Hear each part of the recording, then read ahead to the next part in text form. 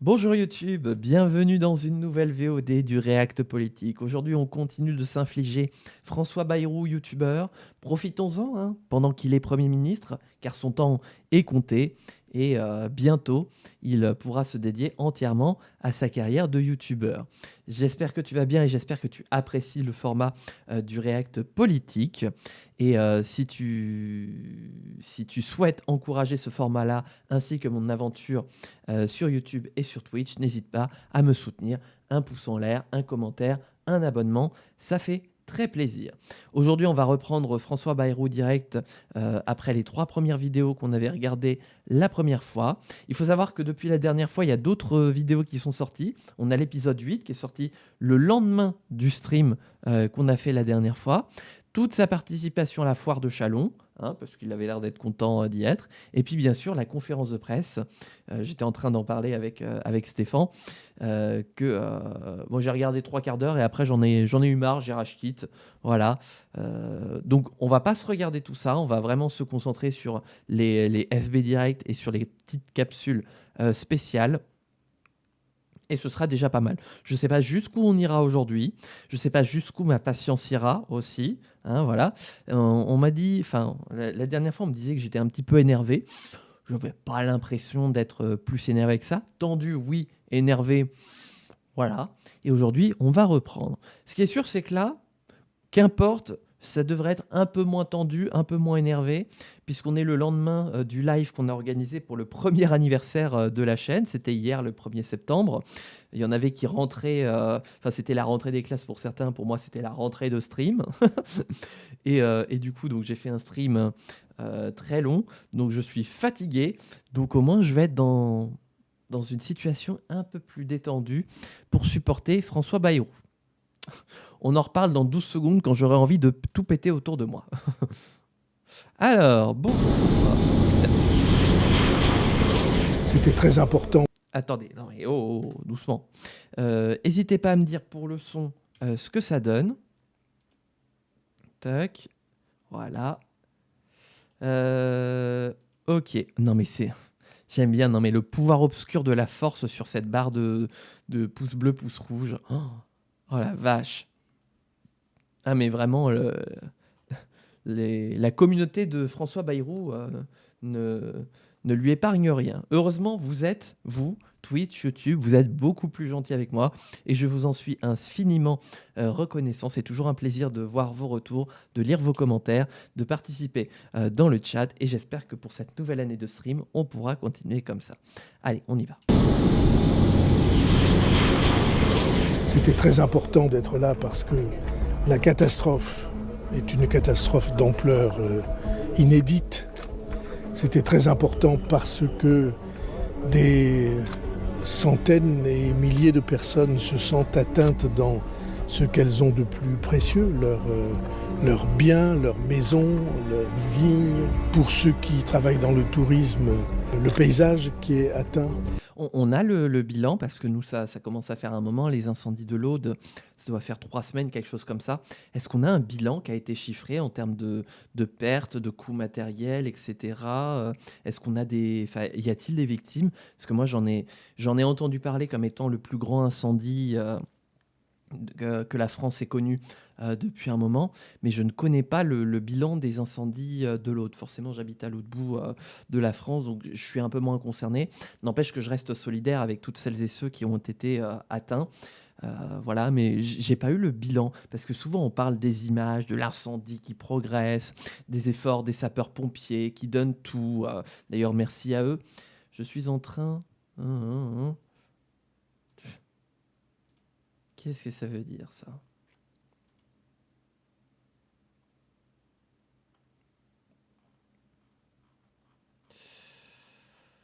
Oh là là. Alors, juste un instant YouTube, je reviens. Voilà YouTube, on reprend. Désolé pour cette petite pause interrompue, justement, cette interruption de VOD. On va pouvoir reprendre. Donc, je parlais des incendies dans l'Aude qui a fait beaucoup de ravages. Et du coup, pardon, j'ai un petit peu perdu Et le fil, comme mais on vous le reprend. voyez, l'avenir de ces territoires, elle est marquée par le drame qui touche la vie. Et donc c'était après presque 24 heures de combat, de tous les pompiers, de tous les soldats du feu, des élus qui sont là et qui n'ont pas dormi de la nuit. C'était très important que nous soyons avec eux.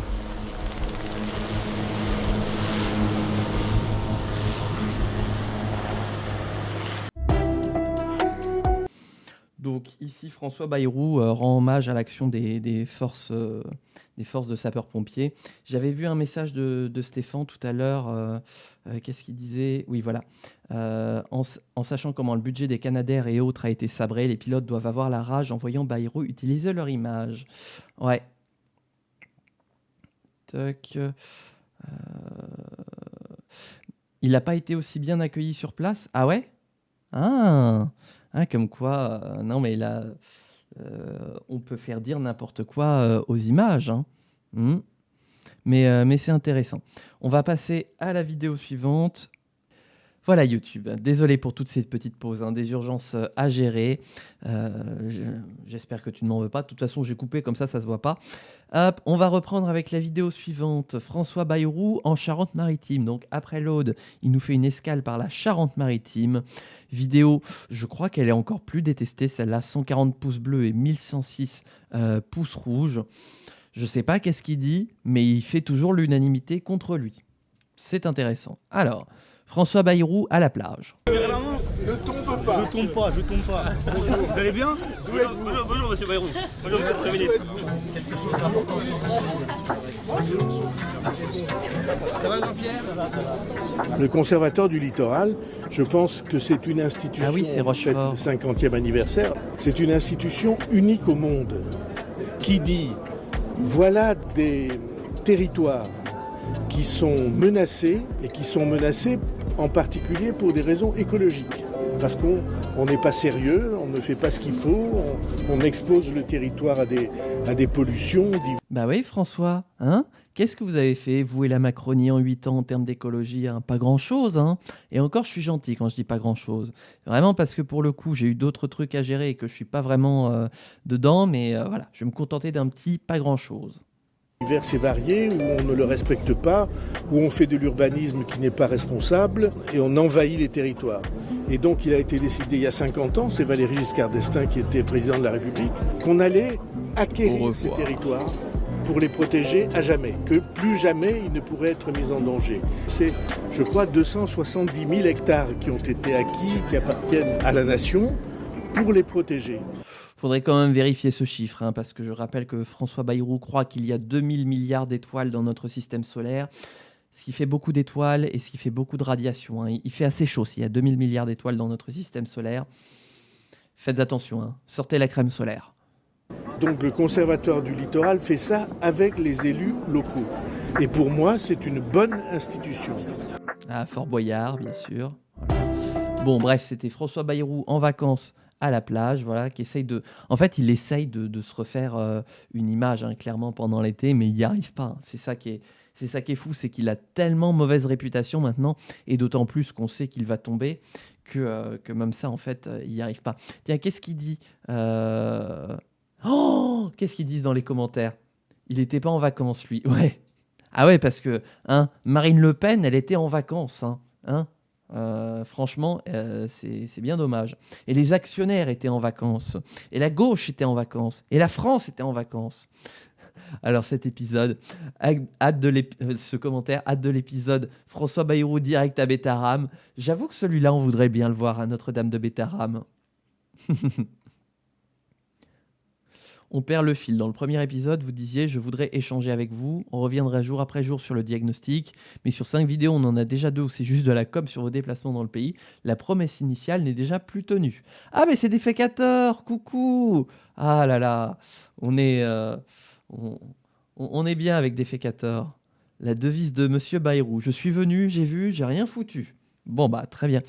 Non, mais je crois que vraiment les gens sont unanimes contre François Bayrou, hein. Je ne sais pas comment c'est possible de susciter autant de détestation autour de soi. C'est magnifique. C'est magnifique. Allez, je vous propose, sans transition, parce que là c'était le petit échauffement histoire de nous mettre dans le bain, avec une petite alerte à gérer à côté. On va rentrer dans le vrai dur, dans le vif du sujet.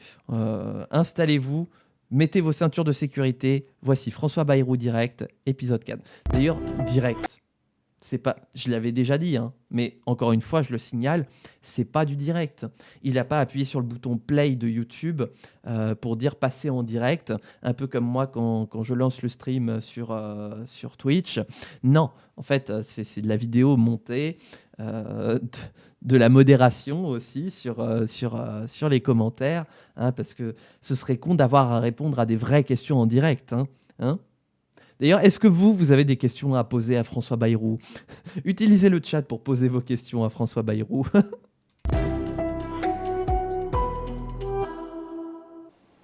Bonjour à tous. Oh putain, non mais qui c'est qui avait dit que François Bayrou, comme ça, il donnait l'impression d'un boomer qui est toujours trop près de la cam? Parce que là, je ne vois que ça. Là réellement, je ne vois que ça. Ah non, mais vraiment... éloigne-toi un petit peu, François, s'il te plaît. Ou alors c'est moi qui recule. Voilà, mais ça va être plus pratique. Enfin, ça va être moins pratique pour streamer, pour avoir accès au bouton. Voilà. Mais il est trop près de moi. Il est trop près. Il me faut une distance de sécurité avec François Bayrou. Bref. Au terme de cette première semaine de communication quotidienne de quelques minutes, pour essayer de cerner la situation du pays et pour en même temps essayer de former, de consolider la volonté et les orientations qui sont nécessaires pour en sortir ou pour commencer à sortir de l'impasse dans laquelle nous sommes. Plusieurs d'entre vous m'ont envoyé des petits messages et des questions en disant « mais quand est-ce que tu démissionnes? Pourquoi faites-vous ça? Quel est le but que vous voulez atteindre ?» Non, on a regardé quelques commentaires, c'était pas vraiment en substance. Hein. La question, c'était plutôt qu'est-ce que tu fous encore là? T'as aucune légitimité. Quand est-ce que tu démissionnes? Quand est-ce que tu respectes le Parlement? Etc. Plus des trucs plus spécifiques sur les questions qu'il posait. Parce qu'il n'y avait pas que des questions, il y avait aussi des commentaires pour dire qu'effectivement, il est responsable de la situation économique du pays. J'ai appris d'ailleurs par rapport à la dernière fois, vous voulez une blague? François Bayrou n'arrête pas de nous parler de dette, d'insulter les boomers en disant que c'est de leur faute, d'insulter tout le monde hein, d'ailleurs en disant que tout est de la faute. C'est la faute des Français qui piochent trop d'argent public, bien sûr, c'est bien connu. J'ai appris, figurez-vous, que la ville française qui s'est le plus endettée sur les 10 dernières années, c'est Pau. C'est la ville de François Bayrou. Manque de Pau, il est aux commandes de la ville qui s'est le plus endettée de toutes les collectivités territoriales françaises. Et donc de savoir qu'il nous esquisse un budget qui nous permettrait de nous désendetter, j'ai personnellement, mais vous avez le droit de penser autrement, j'ai un peu de mal à y croire. Voilà. Parce que je me dis... Depuis bientôt 12 ans en plus. Oui, parce qu'en plus, oui, c'est même 11 ans. D'ailleurs, il est maire de Pau depuis combien de temps? Parce que ça fait un moment qu'il roule sa bosse, hein, le François. Si vous me trouvez l'info, je la veux bien, parce que je serais très curieux de savoir depuis combien de temps il est maire de Pau. Mais en tout cas, j'ai de la peine pour les Paloises et les Palois. Voilà. Force à vous. Parce que François va revenir et vous voulez certainement pas l'avoir. Ben, je sais pas, il est peut-être maire depuis plus longtemps encore, il a peut-être eu d'autres mandats en tant que maire de Pau. Parce qu'en plus, il a fait un peu tous les mandats, hein. Conseil départemental, je crois qu'il a fait un peu de région aussi, région Aquitaine à l'époque. Il a fait la mairie, évidemment. Gouvernement, ministre, bref, voilà, parlementaire. Donc je crois qu'il a touché à tout. Hein. Est-ce qu'il a touché au Sénat? Ça, c'est pas sûr. Alors, je vais essayer de vous répondre le plus franchement possible. Ah bah, ce serait bien. J'observe tous les jours Il est président d'un parti européen. Quoi? What the fuck? Parce qu'en plus, non seulement il est président du MoDem, mais il est président d'un autre parti européen. Non mais on en apprend tous les jours. Hein. Bah ça va, dis donc. Moi aussi, je vais créer plusieurs partis politiques comme ça pour détourner de l'argent public et endetter la ville quand je serai élu. Hein, on fait comme ça? Votez pour moi. La vie politique, la vie parlementaire, le fait que les formations politiques ont pour première mission et au fond pour Fais très attention à ce que tu première urgence de préparer les élections qui viennent, les élections municipales, puis l'élection présidentielle, les élections législatives. Très intéressant. Les municipales, les présidentielles, les législatives, dans cet ordre-là. Intéressant, hein? Parce qu'on n'arrête pas de nous rabâcher que la dissolution est inévitable, elle est inéluctable, que nos prochaines élections, ce sont les législatives. Ah, le Parti démocrate européen, 10 eurodéputés. Mais c'est fou, il y a plus d'élus au MoDem qu'au Parti démocrate européen, quoi. Mais au secours, oh la vache, oh la représentativité du parti, quoi. En plus, 10 eurodéputés sur 700 et quelques, hein, le Parlement européen. Donc, c'est une goutte d'eau. Et les présidents de ce parti, donc bien sûr, hein, il a une indemnité pour ça, hein, comme il est président du MoDem, il a une indemnité pour ça. En tant que Premier ministre aussi, il a une indemnité pour ça. 720, je crois que c'est quelque chose comme ça. C'est vrai que les instances européennes, c'est un peu le marasme. J'ai envie de dire, elles sont à cheval entre Bruxelles et Strasbourg, donc on devrait quand même un petit peu être au courant. Hein. Un petit peu. D'autres encore. Il me semble qu'il apparaît clairement que devant une situation de cet ordre, devant les difficultés qui sont devant nous, devant les choix courageux qu'il est nécessaire de faire, bien sûr, il y aura des formations politiques courageuses, il y aura des groupes parlementaires courageux, je n'en doute pas. Comme d'habitude, hein, l'instrumentalisation, il y a les gentils d'un côté et les méchants de l'autre, les gentils étant François Bayrou et ses idées, les méchants étant les groupes d'opposition ou les parlementaires qui ne pensent pas comme lui. Parce que c'est sa vision du débat démocratique, c'est sa vision du débat public. Le seul débat public qui soit responsable et citoyen dans notre République, c'est le Premier ministre qui donne ses éléments de langage et vous n'avez pas le droit de réponse. C'est la façon que François Bayrou considère le débat public d'une manière générale, en considérant que toute idée contraire à la sienne précipiterait le pays dans le chaos, pas dans le cadeau, cadeau d'ailleurs, voilà, hein, c'est parce qu'on va approcher de décembre, c'est pour ça. Et que du coup, de fait, tous les partis d'opposition ont des idées fallacieuses. Voilà, c'est la conception du débat public selon François Bayrou. C'est dommage que ce soit exactement le contraire. Mais je crains qu'il ne soit minoritaire. Je pense que le plus grand nombre, son réflexe spontané sera de répondre non.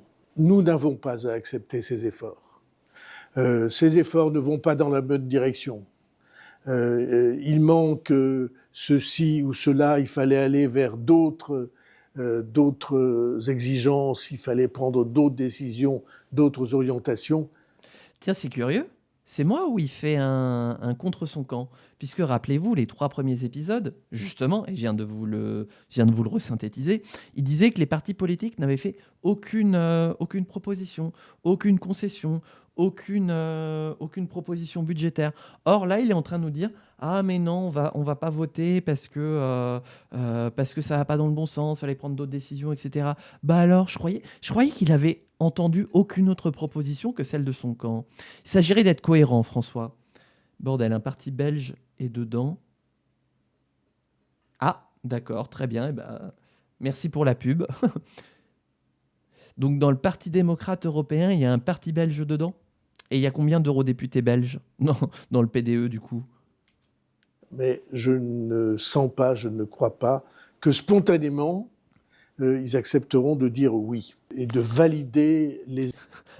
D'accord. Le mec, il est tout seul. Il est en mode « la Belgique, c'est moi ». Ok. Les efforts nécessaires, même si je suis prêt à toutes les discussions avec qui voudra pour mieux équilibrer encore, mieux répartir encore les efforts en matière de justice et d'efficacité. Rappelez-vous, hein, la conception du discours selon François Bayrou, j'ai raison, vous avez tort. Donc, ce qu'il appelle une discussion, c'est simplement l'idée de dire on ne te censurera pas et on te laissera faire ta politique. Le max qu'on peut avoir pour un parti, c'est 3-4 généralement. Ah, si t'as plus, GG, t'es très fort en Belgique. D'accord, ok. Ouais, parce que nous, si nos partis politiques n'avaient que 2 ou 3 députés, pouf, ah oui, on n'irait pas loin. On n'irait pas loin. Ce serait même plus une assemblée nationale morcelée qu'on aurait. Elle serait balkanisée, elle serait émiettée, elle serait. Euh, non, je sais pas d'autres. C'est 5 minimum pour être élu. Ah, d'accord. En France, en fait, pour être élu, il y a pas de seuil, minimum, en France. En revanche, pour former des groupes parlementaires, il faut, 15 députés pour former un groupe parlementaire et 10 sénateurs pour en former un. Et donc en dessous, votre parti, ah pardon, non, tu parles du Parlement européen! Ah oui, oui, sachant qu'on est à peu près une centaine d'eurodéputés, nous, en France. Oui, il faut faire 5. Oui, oui, oui, non, pardon. Mais c'est François, il me perturbe. Voilà. Non, oui, effectivement, oui, oui, oui, les élections européennes, oui, on a une centaine d'eurodéputés, il faut faire 5%. Donc globalement, tous les partis qui existent sont minimum de 5 eurodéputés à peu près. C'est un peu plus compliqué que ça, mais c'est l'idée en France. Ah oui, du coup, forcément, vous en Belgique, oui, voilà, 3 ou 4 par parti, oui, je comprends. Ok. Donc rappelez-vous, voilà la conception du débat hein, et du rendez-vous selon François Bayrou. C'est pour lui donner un blanc-seing pour continuer de détruire le pays et l'endetter encore plus, hein, comme il l'a fait avec Pau. Et si je regarde le paysage de cette manière, alors il y a une chose qui me frappe, c'est que il y a une catégorie de ceux qui participent au débat public qui, elle, peut dire oui, parce qu'elle n'est pas engagée dans les intérêts partisans et dans les intérêts électoraux. Ce sont les Ah bah c'est ça. Français. Eux-mêmes, vous-même. Non, non, ça marche pas le coup de l'affiche. Putain, n'importe quoi, j'arrive plus à parler. Excusez-moi, je viens de me prendre une telle claque dans la tronche, j'arrive même plus à faire de propos cohérents. Ah non, mais là, franchement, excusez-moi, attendez. Il est où mon bouton? Il est là. Hop, voilà. Tac, parce que ça, franchement... Voilà, j'ai trouvé ma miniature. D'ailleurs, elle est partie où, la miniature, là? Il y a Max qu'on peut plus là. C'est François Bayrou qui te perturbe. C'est lui qui a volé le dernier eurodéputé. C'est pour ça. Oui. Donc, encore une fois, hein, l'opposition entre le bien et le mal. Il y a le bien, c'est-à-dire ceux qui défendent les mesures de François Bayrou, et le mal, ce sont les vilains partis politiques d'opposition qui veulent se liguer contre moi. Mais vous, les Français, vous allez pouvoir décider. Vous êtes d'accord avec les mesures que je vous propose. Bien sûr qu'on est d'accord avec le plan de Bayrou. Est-ce qu'il faut rappeler combien de Français ont exprimé leur désaccord par rapport à la mesure de suppression de 2 jours fériés? Est-ce que vous êtes d'accord avec l'idée de supprimer 2 jours fériés? Bref, encore une fois, une instrumentalisation de la parole politique, mais là, on rajoute à ça l'instrumentalisation de l'opinion française. Bon, le casier de François Bayrou, il était déjà bien rempli, mais là, je pense qu'on a de quoi faire une belle affaire. Ce sont les Français eux-mêmes qui peuvent dire bon, peut-être au fond, nous dit-il la vérité. Et c'est toujours... Vous voyez, hein, l'élément de langage très vicieux de François Bayrou, de parler de vérité. Et pareil, c'était comme ça qu'il avait qualifié sa conférence de presse d'explication de son plan le 15 juillet, le moment de vérité. Sous-entendu que tout ce qu'il dit, lui, c'est la vérité, c'est factuel, il n'y a aucune remise en cause de ce qu'il faut faire puisqu'il détient la vérité absolue, alors que les autres, ils sont dans le mensonge, ils sont dans le déni. Vous savez ce que c'est ça? C'est du fanatisme. Tout simplement, c'est du fanatisme. Le fait de s'auto-persuader de quelque chose, d'être le sauveur du monde, de détenir la parole universelle, la vérité, c'est du fanatisme. François Bayrou est en plein fanatisme de lui-même. On voit à quel point, je le dirai jamais assez, mais que le pouvoir abîme, le pouvoir corrompt, le pouvoir détruit. Eh bien, en 6 mois, non 8 mois, oh putain, 9 bientôt, oh là là, de Matignon, François Bayrou n'a jamais été aussi corrompu de sa propre personne que n'importe quel autre Premier ministre sous la Ve République. Je crois qu'il a fait un speedrun de son ego à Matignon. Peut-être au fond sommes-nous réellement dans une situation dangereuse pour notre avenir immédiat, pas pour dans des décennies tout de suite et qui peut dire si vraiment la situation est comme celle-là, alors oui, nous pouvons choisir des efforts acceptables, des efforts assumables, vivables. Vous remarquerez la succession de qualificatifs amélioratifs pour se dire que c'est quelque chose de mauvais, mais dans l'intérêt général, donc on va se faire souffrir, voilà. Donc finalement, les Français sont un peu sadomaso, hein, ils aiment se faire mal et on aime avoir mal, voilà, pour les indicateurs économiques du pays. Voilà. C'est comme ça que François Bayrou nous voit, une bande de petits sadomaso à qui il faut simplement un adjectif amélioratif derrière quelque chose de négatif pour en faire quelque chose qui va fonctionner. La politique économique, ça ne fonctionne pas comme ça, Bayrou. Pas la peine de rajouter des adjectifs, des qualificatifs amélioratifs. Quand une décision est une décision de merde, elle est une décision de merde. Qu'importe si la merde est saupoudrée de sucre glace, ça reste de la merde. Pour que notre pays commence à sortir de l'impasse dans laquelle il se trouve.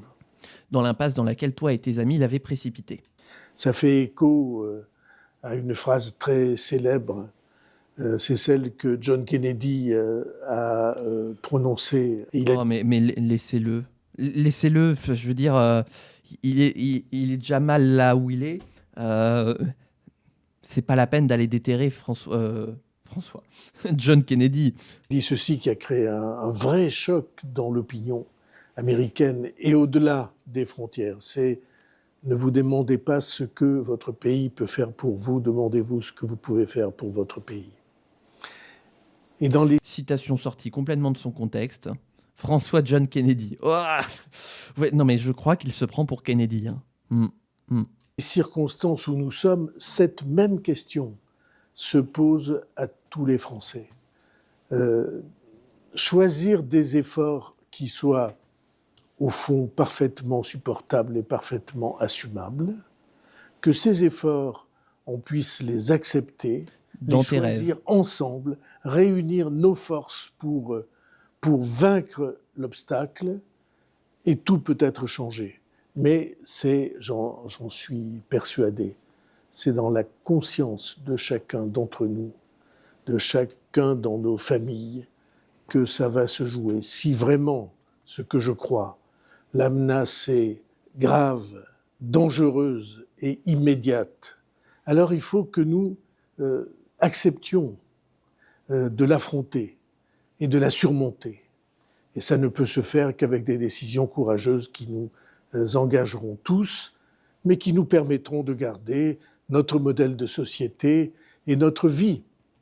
On va détruire notre sécurité sociale pour sauvegarder la sécurité sociale. On va détruire notre budget pour préserver notre budget.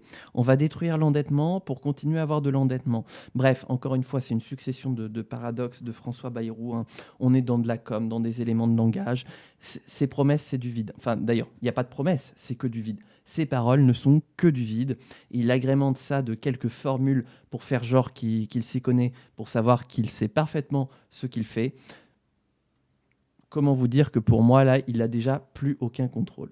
Accepte la différence, accepte Bayrou. Bah, finalement, non mais j'aime bien C'est quoi le contraire de la différence? La similitude. Team similitude, voilà. Ce qui, dans le cas contraire, serait immédiatement mis en cause. Merci à tous. Bref, bon, au moins j'ai fait plus court sur celle-là, mais parce que finalement c'est des choses que j'ai déjà dit dans les autres FB Direct. J'aurais dit l'indifférence, mais rien à voir. Ah oui, mais j'ai envie de dire, il ne mérite pour le coup. Normalement, il ne devrait mériter que notre indifférence. Ouf, j'avais pas vu. Oh, le côté obscur de la force est de retour. 474 pouces verts, pouces bleus. Oh là, les pouces verts, c'est vieux ça aussi. Et... Ah, tiens, c'est marrant. Voilà, mais ça m'affiche un truc complètement décalé. Bref, 4000 pouces rouges. Hein. Vraiment, les gens n'aiment pas le ton paternaliste et un petit peu apocalyptique de François Bayrou, qui ne nous propose qu'une seule solution, sa solution, ou le chaos. euh, en oubliant que sa solution provoquera plus de chaos. Allez, on enchaîne. Épisode 5, quasiment 1 sur 10. Ouais, voilà, c'est ça. 9 Français sur 10 détestent François Bayrou. C'est beau, hein? Attendez, je me la note celle-là. Je la ressortirai.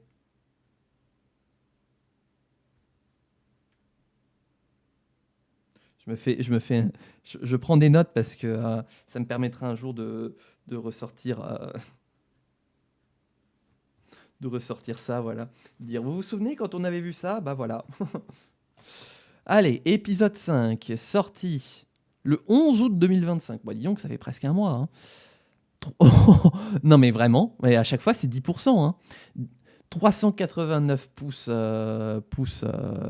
bleus. 3100 pouces rouges. Bon, là, ça fait un peu moins, ça fait, allez, 15%, 15% d'opinion favorable, ce qui est à peu près ce que disent les sondages, sa cote d'opinion favorable. Donc, ça semble correspondre. Voilà.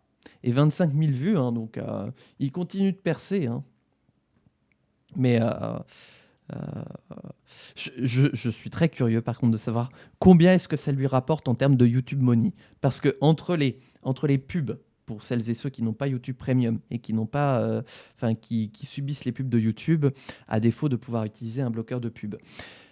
Et entre YouTube Premium, c'est-à-dire ceux qui prennent l'abonnement et qui donc donnent des sous à François Bayrou quand ils regardent son contenu, je suis très curieux de savoir combien ça rapporte. Sachant que, rappelez-vous, il y a le logo du Premier ministère et que c'est géré par les équipes de Matignon. J'ai YouTube Premium.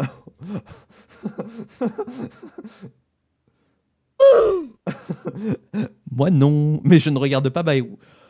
Ouf. Mais voilà, donc concrètement, toute la YouTube Money va dans les caisses de Matignon. Pour toutes celles et ceux qui financent ça. Moi, vous pouvez le voir, hop, voyez, parce que quand c'est premium, c'est marqué premium ici. Je n'ai pas YouTube Premium, donc je suis content de pouvoir dire que je ne donne pas un centime à quelqu'un qui dilapide l'argent de notre pays et crée plus de dettes jour après jour.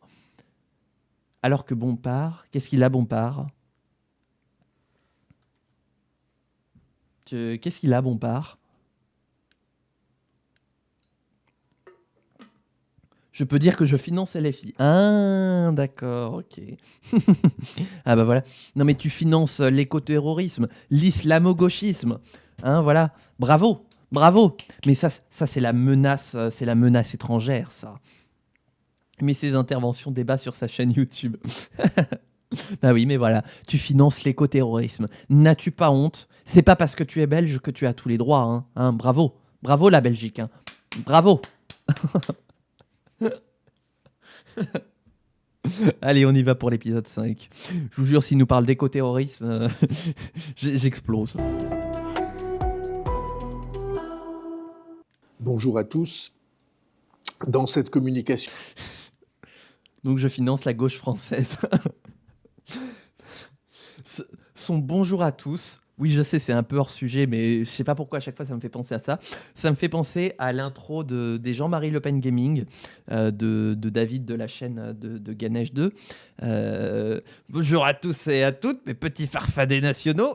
Et je sais pas pourquoi, la façon dont il dit bonjour me rappelle Jean-Marie Le Pen Gaming. Je sais pas s'il y en a qui regardent les Jean-Marie Le Pen Gaming, mais moi, ça me fait penser à ça.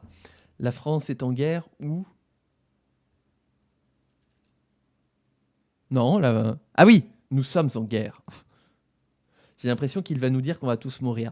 Non mais il le dit à chaque épisode, que si on ne fait pas sa politique à lui, on va tous crever, on vivra tous dans un monde de ténèbres, d'apocalypse, etc. Donc c'est normal que tu aies l'impression qu'il va nous dire qu'on va tous mourir. C'est normal. C'est l'effet Bayrou. Que j'ai voulu aussi simple et aussi directe que possible sans... C'est ni simple, c'est ni direct. Alors, niveau mise en scène, effectivement, c'est un peu pauvre. Hein. mais par contre, c'est ni simple ni direct, ces vidéos. Hein. Oh là. Sans aucune mise en scène qui soit simplement un message... Vous remarquez qu'à chaque fois, il est dans un bureau différent, dans un endroit différent de Matignon, quand il n'est pas dans le train, bien sûr. J'imagine dans le bureau du chargé de com de Matignon, qui est chargé de réaliser ces vidéos. Il a une espèce de petite roulette à la mode Le Million. Et à chaque fois, en fait, il y a des pièces. Et à chaque fois, il tire à la roulette pour savoir dans quelle pièce ils vont faire le futur épisode de François Bayrou Direct. Pour se dire, ah bah cette pièce, bah, ça tombe bien, voilà, on ne l'a pas utilisée. Donc à chaque fois, il vire toutes les personnes qui sont dans le bureau en mode, allez, il y a François qui doit faire sa vidéo, vous dégagez. Ah, vous travaillez? Bah oui, mais... Christelle, trouve-moi un bureau pour 15 heures. Oui, voilà, c'est ça. Mais on n'a pas de bureau. Bon, on va virer des gens. Allez, toi, t'es viré. Hop, laisse-moi ton bureau. Non, le range pas. Ça fera genre que François travaille. Voilà, j'imagine ça dans ma tête. Le plus dépouillé qu'on puisse imaginer. Le plus dépouillé. Non, je vais arrêter de revenir constamment sur les mots parce qu'à un moment, disons que je crois avoir enfoncé le clou tellement profond qu'il est déjà bien enfoncé et paraît même ressortir de l'autre côté.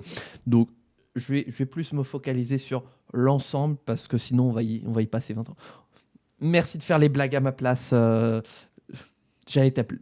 Bref, j'y arrive plus. Max, merci de faire les blagues à ma place. Comme ça, on enchaîne. En cette deuxième semaine, je voudrais Comment s'appelle la deuxième semaine à Sophie Binet, qui est la secrétaire générale de la CGT, et dont je sais quelle est l'importance dans le dialogue social français. Ça, c'est la petite couche de crème pour au final lui mettre un taquet par derrière. Hein. Vous laissez jamais avoir. Il la respecte pas, hein, Sophie Binet. Personne ne respecte les organisations syndicales, surtout quand on parle de dialogue social. À partir du moment où vous entendez quelqu'un parler de dialogue social, c'est systématiquement pour dénigrer les organisations syndicales. Hein. Sophie Binet a écrit que dans ces très grand mouvement de réforme que nous portons, le gouvernement choisissait de passer en force. Et j'ai beaucoup de respect pour les responsables syndicaux, la crème. D'ailleurs pour l'ensemble du dialogue social. La crème. À côté de la démocratie politique, qui a tout son rôle, la démocratie sociale doit elle aussi prendre toute sa part de responsabilité. Précisément sur ce que nous avons commencé, ce que j'ai annoncé, vous savez, le 15 juillet, sur les efforts qu'il y a à faire. Donc Sophie Binet dit « Vous avez choisi de passer en force ». Ce n'est pas vrai. Dans les faits, ce n'est pas vrai. Pourquoi ? Parce qu'il y a deux étapes qui sont le contraire du passage en force, c'est-à-dire la proposition par le gouvernement aux organisations syndicales et patronales de dialoguer sur un certain nombre d'objectifs qui, c'est vrai, sont exigeants, difficiles. Est-ce qu'il parle du conclave des retraites, puisqu'on parle de dialogue social? Bayrou en Belgique ne tient pas 5 minutes, ils sont plus puissants qu'en France. Ah ouais? Ah, comment ça se passe le dialogue social en Belgique? Si tu peux nous expliquer un petit peu comment ça fonctionne. Parce que là, je suis surpris par ce que je lis et donc j'ai envie d'en savoir plus. Mais leur proposer ce dialogue social, c'est vrai sur les jours fériés, c'est vrai sur une nouvelle organisation pour le chômage ou une amélioration. Ah oui, parce que n'oubliez pas, hein, s'il y a du chômage, c'est la faute des chômeurs. Si on supprime les chômeurs, il n'y a plus de chômage, hein, littéralement. N'oubliez pas que toutes les astuces du gouvernement de réforme, de l'assurance chômage, etc., c'est pas pour faire retrouver des emplois aux gens, c'est pour faire baisser le nombre de chômeurs. Et vous pourriez me dire, mais c'est pareil, c'est strictement pareil. Eh bien non, parce qu'en fait, on considère, en termes de statistiques économiques qui sont prises en compte, considérées en tant que chômeurs, ce sont les personnes qui sont inscrites à France Travail, maintenant, il faut le dire, et qui touchent une indemnité, qui sont dans une démarche régulière d'accès à l'emploi et qui n'ont pas d'emploi à côté. C'est pour ça qu'il y a plein de catégories d'inscrits à France Travail, de A à K, il me semble, d'ailleurs, parce qu'il y en a quelques-unes qui ont été rajoutées. Et donc, on considère les catégories A à C dans le décompte du chômage. Le fait de réduire la durée d'indemnisation des chômeurs, ça fait qu'ils aient retrouvé un emploi ou non, eh bien, ils sortent plus vite des chiffres du chômage. Donc, le chômage baisse. Or, Pour autant, la part des personnes sans activité, qui est la véritable statistique qui devrait être prise en compte pour les politiques économiques, eh bien, est complètement passée sous silence. Et cette part-là reste très importante en France. Et malgré ça, on se retrouve du coup avec une manipulation des chiffres qui permet au gouvernement et au président de la République, regardez, le taux de chômage est en train de baisser. C'est la preuve que notre politique économique fonctionne. Il faut taper sur les chômeurs. Eh bien, en fait, non. C'est tout simplement que vous retirez aux chômeuses et aux chômeurs les droits sur lesquels ils ont cotisé, car je le rappelle que ce sont des cotisations sociales, et qu'en plus, derrière, vous ne leur proposez pas un emploi, puisque on est toujours en conjecture de crise de l'emploi en France. On n'arrive toujours pas à retrouver dans l'emploi. Je le rappelle, on est à peu près 6 millions de personnes sans activité pour à peu près, je crois que les derniers chiffres, c'était 700 000 offres d'emploi. Donc ça veut dire que si tous les emplois disponibles, parce qu'on entend beaucoup cet argument de dire mais il y a des emplois, voilà, ils n'ont qu'à traverser la rue, etc. Vous connaissez les arguments. Si tous les emplois vacants trouvaient un emploi, il y aurait encore 5 millions de chômeurs à caser. Fantastique. On fait quoi ? Il n'y a plus d'emploi. On fait quoi ? Il n'y a plus d'offres d'emploi disponibles.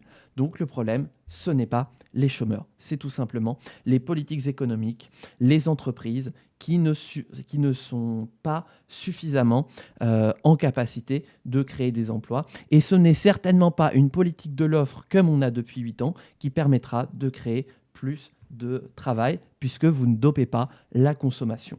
Bien au contraire, c'est une politique de la demande qui permettra de relancer la consommation, de relancer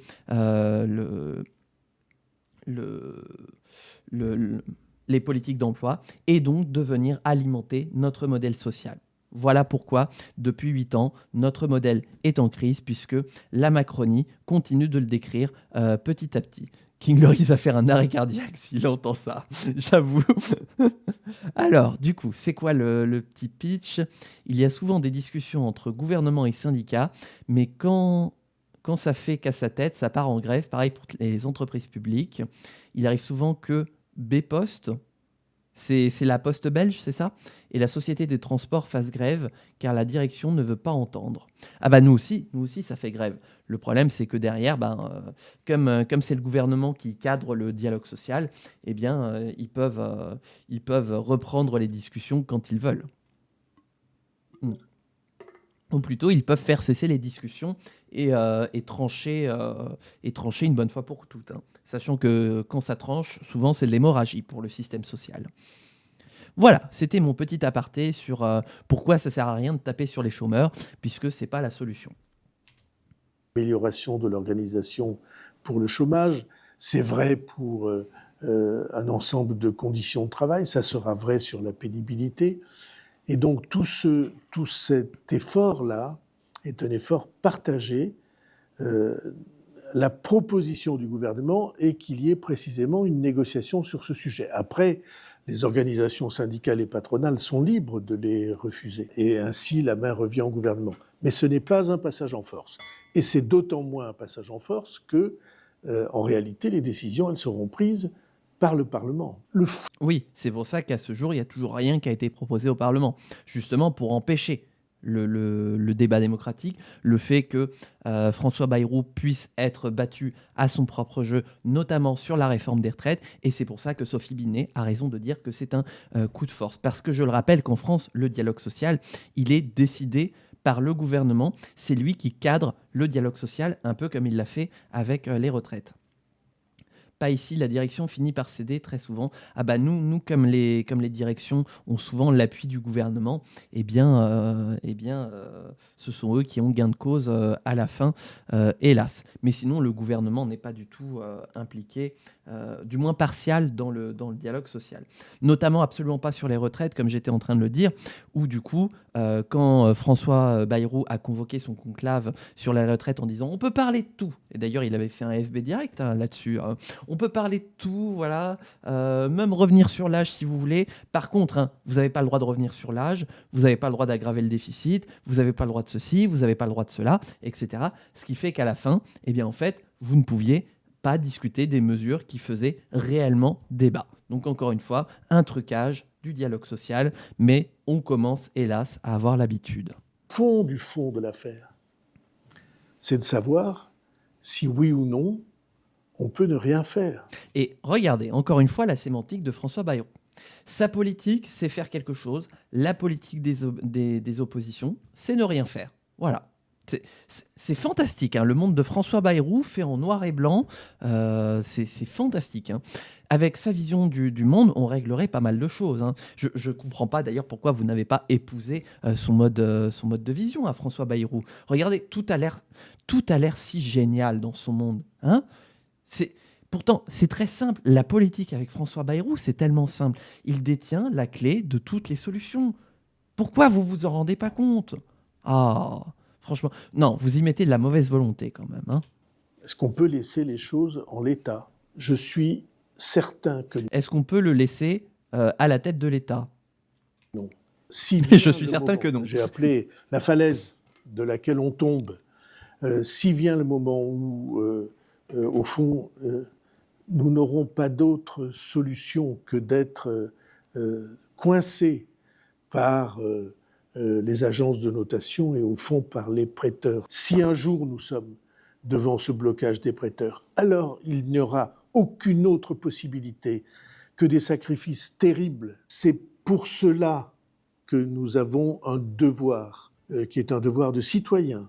Mais voyez, hein, il est sur bande tournante, hein. En fait, c'est un magnétoscope. Il rembobine, il recrache ses éléments de langage. Et puis quand on n'est pas d'accord, il rembobine encore les mêmes éléments de langage. Il n'avance aucune proposition concrète pour nous dire pourquoi la France serait effectivement menacée par une banqueroute, hein, parce que c'est vraiment ce qui l'obsède. Attention, la France va être en banqueroute. Oh là là, c'est pas bien. Et pourtant, il nous donne aucun signe qui dirait que, hop, si le budget 2026 n'était pas voté, boum, banqueroute. Je ne vois pas en quoi demain c'est la banqueroute. Je ne vois pas. Voilà. Je sais que je suis très provocateur en disant ça, et c'est un peu mon but, mais je ne vois pas en quoi demain la France serait en banqueroute si on n'adoptait pas le budget 2026 de François Bayrou. Il y a des choses pour trouver de l'argent. T'as pas compris François Bayrou. Tu es dans l'opposition. Tu n'as pas le droit à la parole. Tu ne peux pas parler. En plus, tu es étranger. Occupe-toi de ton pays déjà, voilà, hein. François te le dira. Voilà. Et tu es dans l'opposition. Tu n'as pas le droit de parler. C'est clair pourtant. C'est le monde parfait de François Bayrou.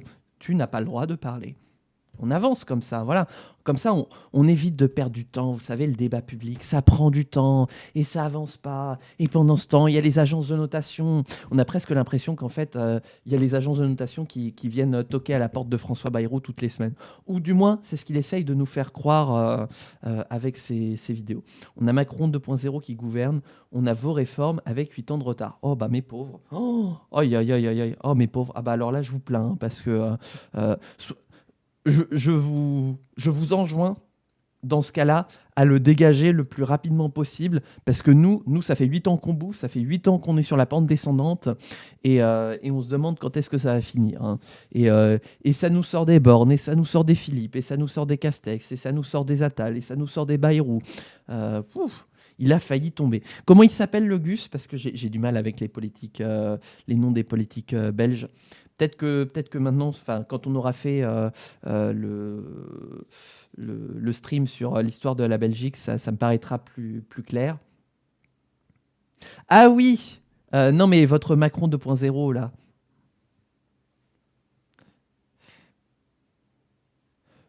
De Wever. C'est comme ça, hein, c'est de Wever, c'est les deux. Ah d'accord, ok.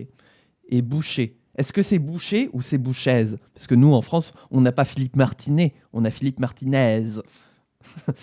J'interroge aussi la prononciation. Je veux être sûr, hein, je ne veux pas écorcher les noms. Boucher. Bah voilà, j'ai bien fait de poser la question. D'accord. Comme le métier. Très bien. C'est marrant, nous, en France, le boucher, c'est avec un R, pas avec un Z. Mais petite particularité régionale, on va dire. Et donc, est-ce que j'ai bien prononcé le nom de Wever? Est-ce que j'ai bien prononcé le nom? Ou je me suis encore planté? J'ai un doute, j'ai l'incertitude. Presque. C'est de Wever? De Wever. De Wever, oui, pardon, oui. Je vais y arriver, je vais y arriver. Mais entre Boucher et De Wever, ouais, c'est compliqué. Alors que nous, bon, bah, c'est simple, hein, on a Macron. Voilà, c'est simple à retenir. Ça fait même un slogan, Macron explosion. C'est à croire que c'était prévu. Nous ne pouvons pas garder les yeux fermés et laisser les choses aller. Je le dis avec... Bon, encore une fois, monde en noir et blanc, vous avez compris. Je vais pas faire le magnéto parce que François Bayrou le fait très bien, on enchaîne. Georges Louis de son prénom. Eh ben dis donc. Tout ce que j'ai d'authenticité, de sincérité personnelle. Il est impossible que nous laissions les choses aller et glisser. Et ça n'est pas du passage en force. Si. C'est l'exercice d'un devoir, qui est notre devoir, pas seulement d'élus, mais de Français, de réfléchir à la manière dont nous pouvons, en prenant les choses en main, éviter la catastrophe qui autrement viendra. Merci à tous. Bon, c'est quand qu'il s'en va parce que moi, ça y est, il commence à me tendre. J'étais un peu fatigué tout à l'heure. Là, ça y est, il commence à me tendre, à asséner ses contre-vérités comme ça, voilà, à mentir parce que c'est vraiment du mensonge là pour le coup, du mensonge politique. Mais là, ça me sort vraiment par les oreilles, quoi. J'avais dit à un moment que j'allais offrir l'asile politique à François Bayrou quand il ne sera plus Premier ministre sur la chaîne. Non, je reviens sur ma promesse. Pas d'asile pour François. Retourne à Pau et assume les conséquences d'avoir menti à tout le monde pendant tout ce temps. Allez, on enchaîne. Oh, il est plus court, l'épisode 6. Bah alors, c'est peut-être le magnéto qui commence à manquer de bande passante pour nous délivrer les mêmes conneries. Alors, 14 août, on progresse dans le temps. 25 000 vues, ça se maintient. 344 pouces verts, 3100 pouces rouges. Pouces bleus. Excusez-moi, mes vieux réflexes de YouTube. Hein. Ça veut dire qu'il y a de moins en moins de pouces bleus hein, sur ces vidéos. Ça devient de plus en plus tendu pour François.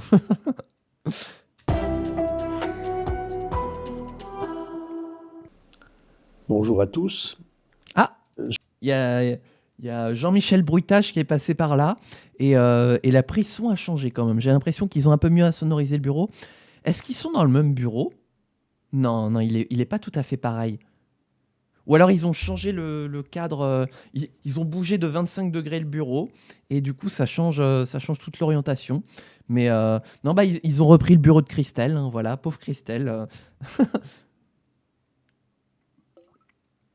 Elle a plus de bureau, mais tant pis, elle va devoir faire avec. Faut demander à Michel, il a la solution. C'est toujours Michel qui gère les problèmes de bureau. Je m'étais engagé, lorsque nous avons commencé cette communication... J'arrive pas à savoir si le son est mieux ou plus pourri que la dernière fois. Il y a plus de profondeur, mais en même temps, j'ai l'impression qu'il y a plus de saturation. Et c'est quelqu'un qui a un micro qui sature très rapidement qui vous dit ça. Hein. Voilà. Mais j'ai l'impression, j'arrive pas à quantifier la qualité sonore de cet épisode par rapport aux autres. Est-ce que c'est mieux ? Est-ce que c'est pire ? Je sais pas. Je vous laisse choisir parce que moi, j'y arrive pas. Je n'arrive pas à choisir. À faire que vous puissiez participer, si vous le souhaitez, par vos... Non, en fait, le son est dégueulasse. La prise son est dégueulasse, comme si on avait mis un filtre devant le micro. Je ne sais même pas si ça s'entend d'ailleurs quand j'applique ma main comme ça, parce que forcément c'est un micro, je ne sais plus comment il s'appelle, mais bref, qui capte le son dans tout l'espace. Bref, on n'est pas là pour parler de ça. Mais du coup, en fait, le son est plus dégueulasse. J'ai presque l'impression qu'il a sorti son téléphone et qu'il est en train de se filmer comme ça. Questions, par vos propositions, par vos suggestions, à cet effort si difficile de redressement du pays, avec ce double objectif de redresser nos comptes publics autant que possible, progressivement, et de produire plus pour la France progressivement. Donc rappelez-vous, hein, vous devez travailler plus parce que tout est de votre faute, et puis bien sûr, on va liquider les droits sociaux du pays pour créer plus de dettes. C'est le but. Hein. Voilà. Je vous synthétise tout ce qu'on a vu de François Bayrou pour l'instant. Aujourd'hui, je vais vous donner le moyen d'intervenir directement, à la fois par une application qui s'appelle Agora et par une adresse internet où vous pourrez écrire directement. Est-ce que c'est un placement de produit? Est-ce que dans FB épisode 7, on va avoir, on va avoir mais avant, cette vidéo est sponsorisée par NordVPN. Est-ce qu'à l'épisode 7, il y a l'intégration sponsorisée NordVPN? C'est là où j'interviens en disant que ça ne réglera rien. Bah oui, parce que effectivement, c'est ce que tu disais notamment sur le serveur Discord. Et je crois que c'était dans les commentaires de la dernière vidéo aussi, enfin dans le chat de la dernière fois où tu disais que effectivement vous faites ça depuis un moment, vous, et que ça n'a absolument rien réglé. Comme quoi, effectivement, on continue de foncer dans le mur avec ces politiques d'austérité. Pourquoi est-ce que je tiens particulièrement à tout cela? Ah bah il faut des thunes, hein. Il faut l'opération sponsor, hein, voilà. Il faut des thunes pour Matignon, hein. Parce que j'ai la conviction absolue, je n'en ai jamais eu de plus chevillé au corps, que sans vous, c'est impossible. Ça a deux significations. La première, c'est que je ne laisserai pas se construire un conflit, se mettre en place un conflit entre les responsables du gouvernement, le pouvoir et les Français. C'est curieux, hein. Si on l'écoute, il serait issu d'un gouvernement majoritaire qui a reçu la confiance de l'Assemblée nationale, qui a une majorité au Sénat et qui donc est capable de diriger le pays avec l'approbation des Français, l'approbation du pouvoir législatif et donc la légitimité de pouvoir gouverner. On rappelle que cette coalition actuellement au pouvoir, celle qu'on appelle le socle commun entre Ensemble pour la République, entre le MoDem, entre Horizon et entre les Républicains, est actuellement en situation de minorité. Ils ne sont pas majoritaires. Ils ne sont pas majoritaires à l'Assemblée nationale. Et c'est pour ça d'ailleurs que François Bayrou va tomber le 8 septembre.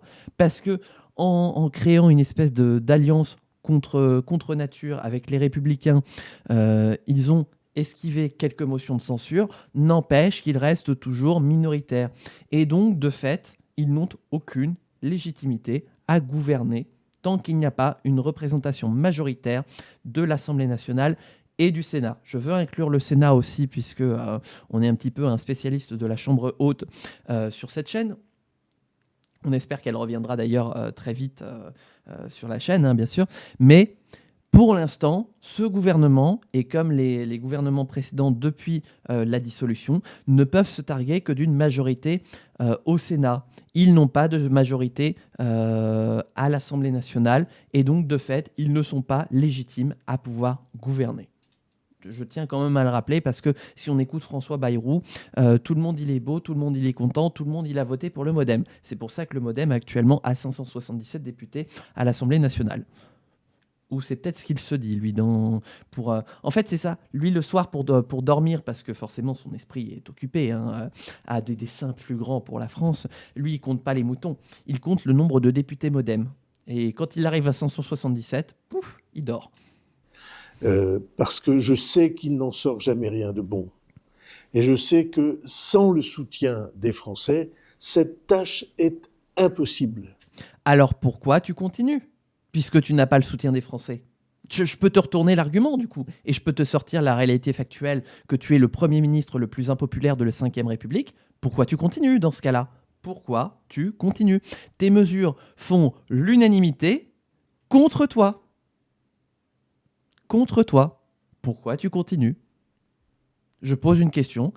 Je vais peut-être avoir en commentaire YouTube, je vais avoir FB Direct qui va me répondre. Alors là, franchement, j'aurais tout gagné. Il s'endort vite, Bayrou. Ah oui, c'est ça, ouais, voilà. Ça veut dire aussi qu'il faut que vous soyez informés, associés et que vous puissiez participer. Alors c'est pourquoi je souhaite que vous puissiez poser des questions, je répondrai, faire des suggestions. Je les analyserai, nous les analyserons, toute notre équipe gouvernementale les analysera. Et je vous donnerai ce que je crois être la ligne directrice à suivre face à ces questions et face à ces suggestions. Alors... Vous croyez qu'on est à l'épisode 1 ? On est à l'épisode 6. C'est marrant, il nous a dit ça il y a 5 épisodes, et depuis, il s'est embourbé dans un marasme de répétition des mêmes éléments de langage, et que lui, il a toujours raison, et que nous, on a tort. Et là, il remet une pièce dans la machine en disant « Non mais allez-y, prouvez-moi que j'ai tort. Ah bah, j'entends rien. J'entends rien, donc j'ai raison. J'entends rien, donc j'ai raison. » Quoi ? Vous voulez dire des choses ? Bah non, bah c'est marrant, hein. C'est marrant, les commentaires de la vidéo ne font qu'aller dans mon sens. C'est fantastique, hein. Non mais comme quoi, les Françaises et les Français, ils ne l'avaient pas compris, mais ils sont derrière moi, hein. D'ailleurs, on a oublié de faire un tour dans les commentaires de l'épisode 5. Alors c'est assez facile, il y a une Ah oui, effectivement, de modérer, ah oui, c'est assez facile. application qui a été mise en place en 2023 que vous pouvez télécharger qui s'appelle Agora. Moi, je ne vois pas autrement qu'un test pour tester une opération sponsor au prochain épisode, hein. Là, clairement, il fait un entraînement comme s'il essayait de placer son OPSP NordVPN, hein. Vraiment, je ne vois que ça, hein. Et sur Agora, vous pouvez poser des questions, faire des suggestions. Et si vous voulez m'écrire directement, c'est encore plus simple. Vous écrivez à l'adresse suivante fbdirect@premier-ministre.gouv.fr. J'ai presque envie d'aller lui écrire un mail. Peut-être que pour une prochaine fois. Ah, je sais pas. Oh. Est-ce que un jour, on se ferait pas un espèce de venez, on se fait un cahier de doléances. Ah ouais, mais non, mais on n'aura pas le temps, il sera déjà parti. Ce sera certainement Sébastien Lecornu direct @premierministre.gouv.fr ou Bruno Retailleau direct @premierministre.gouv.fr. Quel dommage. Mais il faudrait qu'on s'écrive un cahier de doléances de la chaîne pour dire tout ce qu'on veut, nous, dans notre budget 2026. Et on envoie ça à François Bayrou, Lecornu, Retailleau, etc. Voilà. Il nous met à disposition une adresse mail. Ce serait bête de ne pas en profiter. Alors, je tiens quand même à dire, parce que je n'encouragerai jamais au harcèlement, je ne vous inviterai jamais et je condamnerai toujours toutes celles et ceux qui pratiqueraient du harcèlement, notamment sur les mails.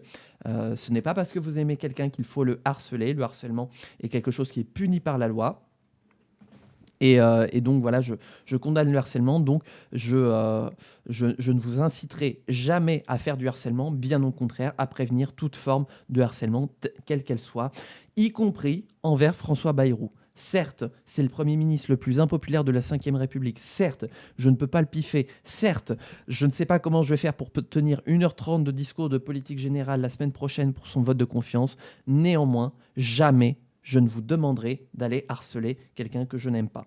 C'est anti-républicain, c'est irresponsable et bien sûr c'est répréhensible par la loi et au-delà de ça c'est contraire à mon éthique et à mes convictions personnelles. Donc ne harcelez pas François Bayrou et si vous le faites, je me désolidariserai des actions que vous faites. Voilà.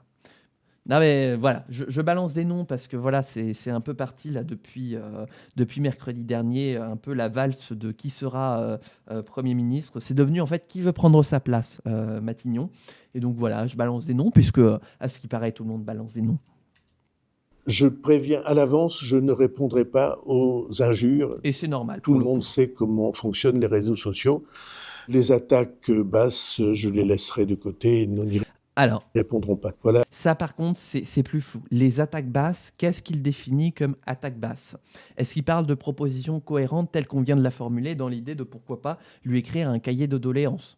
Parce que ça, s'il considère ça comme une attaque basse, là, pour le coup, c'est beaucoup plus critiquable. Le fait qu'il ne réponde pas aux injures, évidemment, c'est normal, ça doit être modéré. C'est ce que je fais moi-même.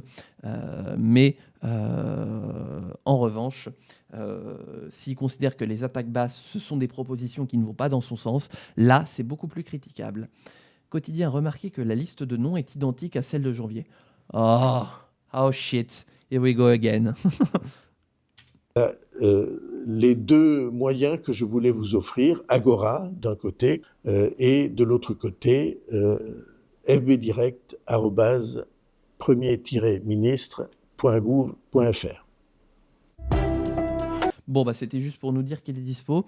Je crois qu'il doit être lassé de la section commentaires de YouTube, hein, qui ne va pas assez dans son sens et qui est certainement pas assez modéré. Hein, voilà.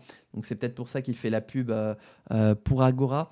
Néanmoins, par contre, comme il nous met un outil à disposition, si vous voulez écrire au Premier ministre, que ce soit François Bayrou ou quelqu'un d'autre, n'oubliez pas pour le harceler, je le répéterai jamais assez, mais saisissez-vous de cet outil pour faire remonter ce qui vous préoccupe. Bien sûr, je vous invite à le faire, c'est un outil qui est à disposition, y compris l'adresse mail, voilà, en soyant respectueux de la personne à qui vous vous adressez. Dans ce cas-là, je ne peux que vous encourager à le faire. Alors, regardons un peu les commentaires. Je n'ai même pas écouté ce que vous dites, je suis venu me remonter le moral avec les commentaires. Ça fait plaisir de voir qu'on pense tous la même chose. Nanana. Rendez-vous le 10 septembre. Ouf. Si tu savais ce qu'il a annoncé entre-temps. Le pire dans tous les commentaires, c'est que François ne répond à personne. C'est un truc de dingue. Ça veut dire qu'il en a rien à foutre. Non, mais en fait, ça, c'est vrai que c'est un peu compliqué de le savoir, mais il suffit de lire la description pour comprendre que c'est pas lui qui est à l'origine de ça. Mais voilà, le Premier ministre François Bayrou vous présente les deux moyens mis en place. Concrètement, c'est un community manager en fait qui a fait tout ça et qui lui lit les commentaires. Et là, pour le coup, c'est pour ça que je ne vous inviterai jamais à harceler les gens, parce qu'entre-temps, il y a un filtre de community manager, que ce sont des gens pour qui c'est le boulot et qui s'en prennent déjà plein la tronche. Et donc, voilà, je ne laisserai pas ça être toléré. Et donc, en revanche, par contre, le community manager de François Bayrou ne doit pas avoir le temps, ou peut-être qu'on lui a expressément demandé de ne pas répondre aux commentaires de YouTube. Il y a 70 000 hauts fonctionnaires payés 150 000 euros par an, chacun par nous, le peuple, soit... J'arrive pas à lire, il y a trop de zéros. 10 milliards 500 000 euros. J'ai l'impression que le calcul est un petit peu fallacieux. Effectivement, il y a une question quant aux rémunérations des hauts postes de décision. En revanche, n'empêche que si on mettait toutes les institutions, tous les régimes au pain sec et tout, on n'aurait toujours pas de solution pour réduire la dette, puisque, bon, ça date, hein, par contre, ça date d'il y a longtemps, mais il y avait quelqu'un qui avait fait... j'allais dire une bêtise qui n'était pas vérifiée, enfin quelque chose qui n'était pas vérifié. Il y avait quelqu'un qui avait fait le calcul. C'était au moment où Macron parlait de réduire le nombre de députés à l'Assemblée nationale, etc. Donc c'était du temps du premier mandat, hein, ça remonte.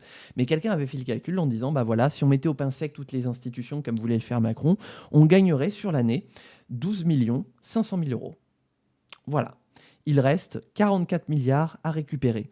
Nous avons économisé 0,025% du budget. Voilà, du temps de la réforme constitutionnelle. Voilà. On fait comment pour les 99 autres pourcents de budget déficitaire? Donc, c'est pour ça que je me méfie toujours un petit peu. C'est toujours bien de questionner effectivement l'importance et les moyens qu'on donne à nos institutions, tout en ne tombons pas, c'est dur à dire, dans l'argument populiste de dire « Ah bah de toute façon, suffit de mettre toutes ces personnes au pain sec, ce serait réglé. » Il n'y avait pas une histoire de temps de parole des oppositions. Si, mais ça a tout de suite été abandonné. Oui, l'idée de soit réduire le temps de parole des oppositions, ou aussi, et là en plus Yael Braun-Pivet avait remis une pièce dans la tirelire tout récemment, de limiter le nombre d'amendements possibles de déposer pour les oppositions. Dans les projets de loi, dans l'idée de limiter tout ce qui est... comment on appelle ça? J'ai oublié le nom, ça va me revenir. L'obstruction parlementaire. Et en fait, Yael Braun-Pivet s'était pris une sacrée chasse en disant que justement que le droit d'amendement était un des droits sacrés de l'opposition et que donc retirer le droit d'amendement, c'était retirer au droit aux oppositions d'exister. Et voilà, donc ils ont tenté plusieurs fois, hein, voilà, mais ils se sont tous pris des revers dans la tronche. Et finalement, j'ai envie de dire, au vu des sondages et des probables élections, encore heureux qu'il se soit mangé des revers, parce que ce seraient les premiers à critiquer ça si jamais il devenait parti d'opposition. Parce que finalement, c'est un petit peu la direction qu'il semble prendre dans les mois et les années à venir. Donc j'ai envie de dire, ça aurait été cynique, mais en même temps amusant de voir l'arroseur arroser. Merci de démissionner. Très bien, démissionne. Ok. Votre chaîne m'a été recommandée pour les commentaires qui sont croustillants, mais ce qui est exceptionnel, c'est qu'il n'y a aucun troll pour prendre votre parti, monter au chrono, vous remercier ou vous féliciter. Restriction budgétaire. Pourtant 8000 abonnés, ce ne sont pas que des politiques et des journalistes, il y a bien une ferme à trolls derrière. 2027, les macronistes dans l'opposition en train d'hurler à la dictature. Ah mais bien sûr, et ça ce n'est pas une dystopie, c'est la réalité qui nous attend en 2027. Bref, moi j'exulte avec tout ce que je lis, tout ce que j'écoute de François Bayrou, hein, et ça promet. Hein. La Macronie dans l'opposition, attendez-vous à voir tous les arguments qu'ils ont utilisés pour critiquer les oppositions, réemployés de leur côté pour se faire passer pour des victimes. Hein, parce que là, franchement, ça va retourner les vestes, mais alors on va plus les reconnaître, les vestes, tellement elles auront été retournées. Hein. Pouf! Attendez-vous à ça. En attendant, épisode 7.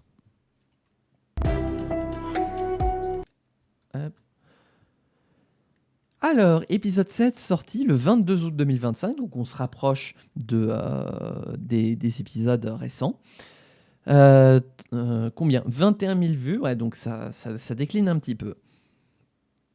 363 pouces bleus, ça se maintient. Et 3100 pouces rouges, ça se maintient aussi. L'équilibre dans la force est toujours aussi cassé. Par contre, oui, effectivement, on risque d'avoir aussi des retournements de veste. Par exemple, quand Clémence Guettet utilisera le 49.3 pour faire passer le budget. Ah non, Emmanuel Macron ne se présentera jamais à l'Assemblée nationale. Il a toujours eu en horreur l'Assemblée nationale et n'a jamais compris à quoi ça servait le pouvoir législatif qui n'était pas détenu par le pouvoir exécutif. Donc, bien sûr qu'il ne se présentera jamais en tant que député. Non, il va prendre du recul sur la situation pour revenir en tant que sauveur en 2032. Hein. Non, jamais il prendra le risque de se présenter en tant que député. Ouh là là, surtout pour devenir député d'un parti minoritaire. Ouh là là, certainement pas. Ah mais non, mais oui, mais bien sûr, c'est la fin du monde pour lui, devenir député. Ça sert à rien, un député. Les députés, c'est fait uniquement pour aller dans le sens du président de la République. Or, comme c'est lui le président de la République, tout le monde doit aller dans son sens. Donc, on ne peut pas conceptualiser un monde où lui devrait aller dans le sens de quelqu'un d'autre. Non, c'est pas possible. C'est pas possible. Donc c'est pour ça que il aborde le rôle de parlementaire. Ah mais même sénateur, hein, même sénateur. Sénateur à vie comme les nobles à l'époque. Ouais, heureusement que nous on n'a plus de chambre des lords avec des lords nommés à vie. Hein, ouais. Heureusement. D'ailleurs, je crois que c'est en cours d'ailleurs au Royaume-Uni le fait de mettre fin aux nominations à vie pour les derniers lords de la Chambre des lords qui sont nommés à vie. Il y a toujours des lords qui sont je sais pas s'ils sont nommés ou élus, mais en tout cas leur mandat est limité dans le temps. Et il en reste encore quelques-uns qui sont élus à vie. Donc je crois que Keir Starmer, Premier ministre du Royaume-Uni, a pour projet d'y mettre fin. En attendant, nous revenons du bon côté de la Manche, du côté normand de la Manche, pour retrouver notre François Bayrou, notre cher lord. Voilà, on a les lords qu'on mérite. Hein.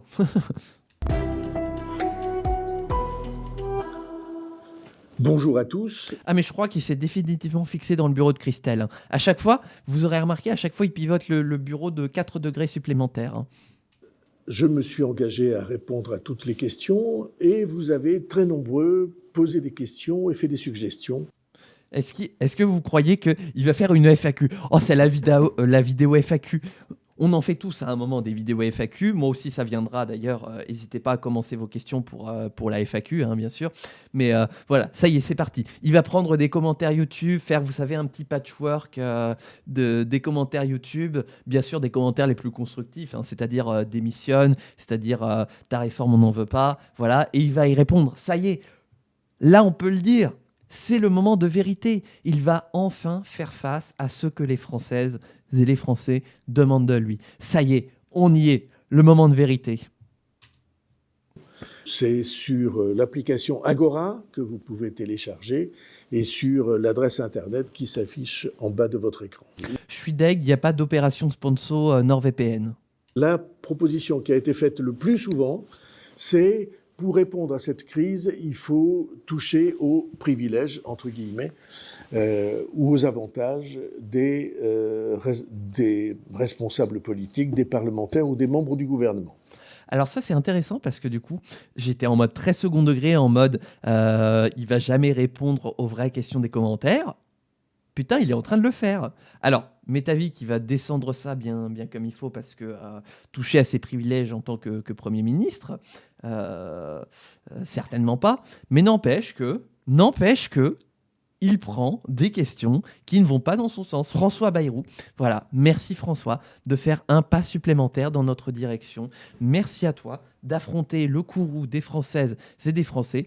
On écoute le magnéto nous dire à quel point il ne faut surtout pas toucher aux avantages de nos chers élus de notre République.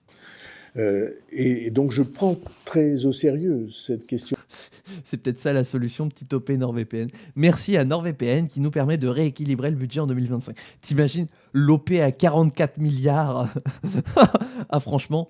Mais en même temps, derrière, ça voudrait dire qu'en fait, il faudrait que le gouvernement installe NordVPN, genre sur tous les PC et tout, de tous les ministères, que maintenant, on ait obligation, nous, d'utiliser NordVPN en France et tout. Mais ça pourrait faire un contrat pour 44 milliards. Il y a peut-être un truc à dealer. En tout cas, s'il y a un chèque de 44 milliards, moi je le veux bien. Je ne demande pas grand-chose. Voilà. Mon compte bancaire est ouvert. Le RIB s'affiche actuellement en bas de votre écran. Non, je rigole. Si vous voulez faire un versement, bien sûr, voilà, mon RIB est disponible dans la description de la vidéo. Et je vous en suis infiniment reconnaissant. Non, par contre, vous pouvez subber à la chaîne si vous ne l'avez pas encore fait. Et YouTube, quand j'aurai accès aux options de monétisation, vous pourrez me soutenir aussi sur la chaîne. Mais pour ça, voilà, il faut s'abonner parce que plus il y aura d'abonnés, plus j'aurai accès à des options de monétisation. Parce que pour l'instant, YouTube garde tout. Voilà. Autant Twitch partage un petit peu, un petit billet avec moi de temps en temps. Autant YouTube, pour l'instant, il garde tout en termes de moulaga. Donc, il est temps d'inverser la tendance. Parce qu'elle signifie qu'il y a un soupçon.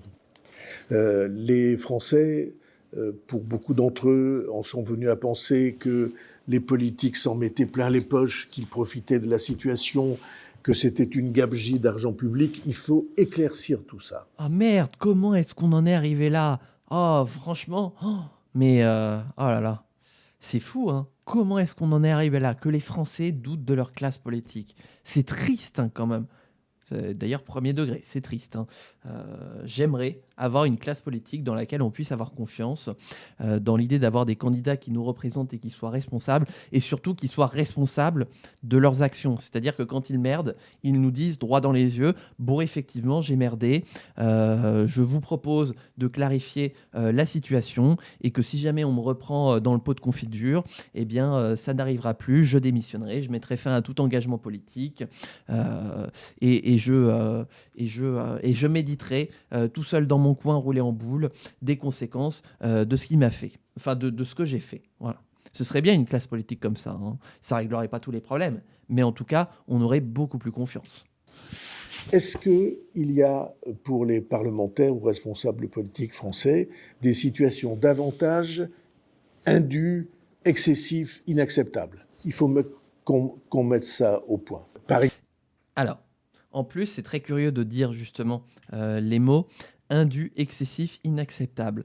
Ce ne sont pas des éléments factuels, ce sont des éléments qui se basent sur le ressenti, sur l'interprétation des personnes par rapport à leur propre situation. Comme on n'est pas sur du factuel, eh bien, on a tous une définition de ce que c'est l'excessif, de ce que c'est l'inacceptable. Et vous voyez très bien où je veux en venir, c'est que pour François Bayrou, eh bien, cette situation n'est pas excessive, n'est pas inacceptable, et qu'au contraire, il faut l'encourager, puisque lui pioche allègrement dedans. Voilà pourquoi, quand on s'exprime, et pour être le plus clair dans le débat public, il faut toujours essayer de se reposer sur les faits. Donc, c'est-à-dire les éléments qui sont universellement admis et qu'on ne peut pas remettre en cause. De dire qu'il y a des avantages excessifs, inacceptables, c'est du ressenti, c'est de l'opinion. En revanche, de dire que, par exemple, l'enveloppe budgétaire de l'Assemblée nationale est de 500 millions d'euros sur l'année 2024, ça c'est un fait, puisqu'on ne peut pas remettre en cause cet élément. Je ne suis même pas sûr, je crois que c'est même un peu plus élevé, mais c'est dans ces ordres-là. Vous voyez ? Et de dire ça, ça biaise toujours le débat public, de s'éloigner des faits. Excessif, inacceptable. Il faut qu'on mette ça au point. Par exemple, il y a une légende qui court. Tout le monde croit que ministre ou Premier ministre, on reçoit une retraite à vie. Eh bien, je vous le dis les yeux dans les yeux, il n'y a jamais eu de retraite de ministre et de retraite de Premier ministre. Pendant qu'il est en fonction, un membre du gouvernement qui a une retraite de parlementaire, cette retraite est coupée. Mais tout cela doit être absolument précisé. Est-ce que les responsables politiques français sont mieux traités que les autres responsables politiques européens? Quel est le niveau de leur traitement par rapport au monde du privé, par rapport aux fonctionnaires? Le traitement, c'est le salaire, mais pour les fonctionnaires, c'est l'indemnité qu'on reçoit en tant que fonctionnaire pour le travail effectué. Donc, salaire égale traitement pour la fonction publique. En revanche, il est en train de biaiser le débat parce qu'il ne parle pas du régime indemnitaire, il ne parle pas des avantages en nature et il ne parle pas de toutes les autres compensations qu'ont les élus de la République. Il ne se focalise exclusivement que sur le traitement qui, pour le coup, en France, le traitement et l'indemnité d'un élu de la République n'est au final pas si élevé que ça. Mais derrière, parce qu'il y a tout un tas d'avantages derrière qui normalement sont censés être utilisés pour l'exercice de ces missions, il faut toujours avoir des autorités de contrôle de ça et leur en donner les moyens. Normalement, ces indemnités servent justement à l'exercice de la mission. Or, quand il n'y a pas d'autorité de contrôle, ou du moins qu'elle a des moyens limités, eh bien c'est compliqué de savoir si effectivement les sommes versées sont effectivement dans le cadre de la mission confiée, qu'on soit élu, qu'on soit ministre, qu'on soit nommé, ou bien si ça part directement dans les poches, si je peux être assez cru. Et c'est ça qui est toujours crucial de regarder, c'est bien l'ensemble de l'enveloppe que reçoit un élu de la République. Surtout en la mettant en comparaison avec le niveau de vie des Françaises et des Français, et notamment un des indicateurs qui devrait toujours être préoccupant, c'est-à-dire le taux de pauvreté qui, on l'a appris il y a quelques mois maintenant, n'a jamais été aussi élevé que depuis 1996. Voilà. Donc le taux de pauvreté, il augmente, et c'est plus ça qu'il faut interroger. De la fonction publique de l'État, par rapport aux entreprises publiques, le niveau de responsabilité d'un ministre et d'un Premier ministre, est-ce qu'il équivaut à ces situations qui sont créées dans d'autres domaines? Tout ça sont des questions qui doivent trouver une réponse d'une absolue transparence. Vous voyez comment il brode pour l'instant. Ah, coucou Laura, bienvenue. Non, pas encore, c'est lundi prochain. C'est lundi prochain que ça se passe à l'Assemblée nationale. La France entière sera au courant de ce moment. Mais effectivement, on se donne rendez-vous. Alors nous, ce sera à partir de 14h, histoire de préparer ça. Mais la séance sera ouverte à 15h. Et résultat, certainement, aux alentours de 18-19h. J'ai fait ma rentrée aujourd'hui au lycée. Et donc ça y est, ah bah oui, ça y est, il est 16h, ouais, donc c'est la fin de la journée. Ça va, ça s'est bien passé? Qu'est-ce que je disais? Je sais plus, j'ai perdu mon propos. Je veux mourir. Ah bah non, faut pas mourir. Il faut pas mourir. Il faut voir le positif dans la vie, se dire que ce qu'on a l'impression de voir comme les pires années de notre vie, au final, avec le recul et avec le temps qui passe, on se dit qu'est-ce que c'était bien cette époque-là, je donnerais n'importe quoi pour y revenir. Les profs sont bien, le lycée est bien, mais ma classe est moins bien. Ah bah voilà, mais au moins tu vois, il y a du positif. Faut toujours se focaliser sur les positifs. Tu vois, et tu soulignes déjà 2 points. Les profs sont bien, le lycée est bien. C'est déjà 2 points positifs. Voilà. Il faut toujours, de toute façon, moi, c'est un peu la leçon que je donne en tant que formateur professionnel avec mes apprenants, c'est il faut toujours se focaliser sur le positif et que le négatif, il existe, mais il est là pour être amélioré, justement. Donc focalisons-nous sur le positif et focalisons-nous sur François Bayrou tant qu'il est encore Premier ministre, puisque justement, un point positif, ça ne va plus durer très longtemps. Wouh! Allez, on peut sortir les applaudissements pour ça.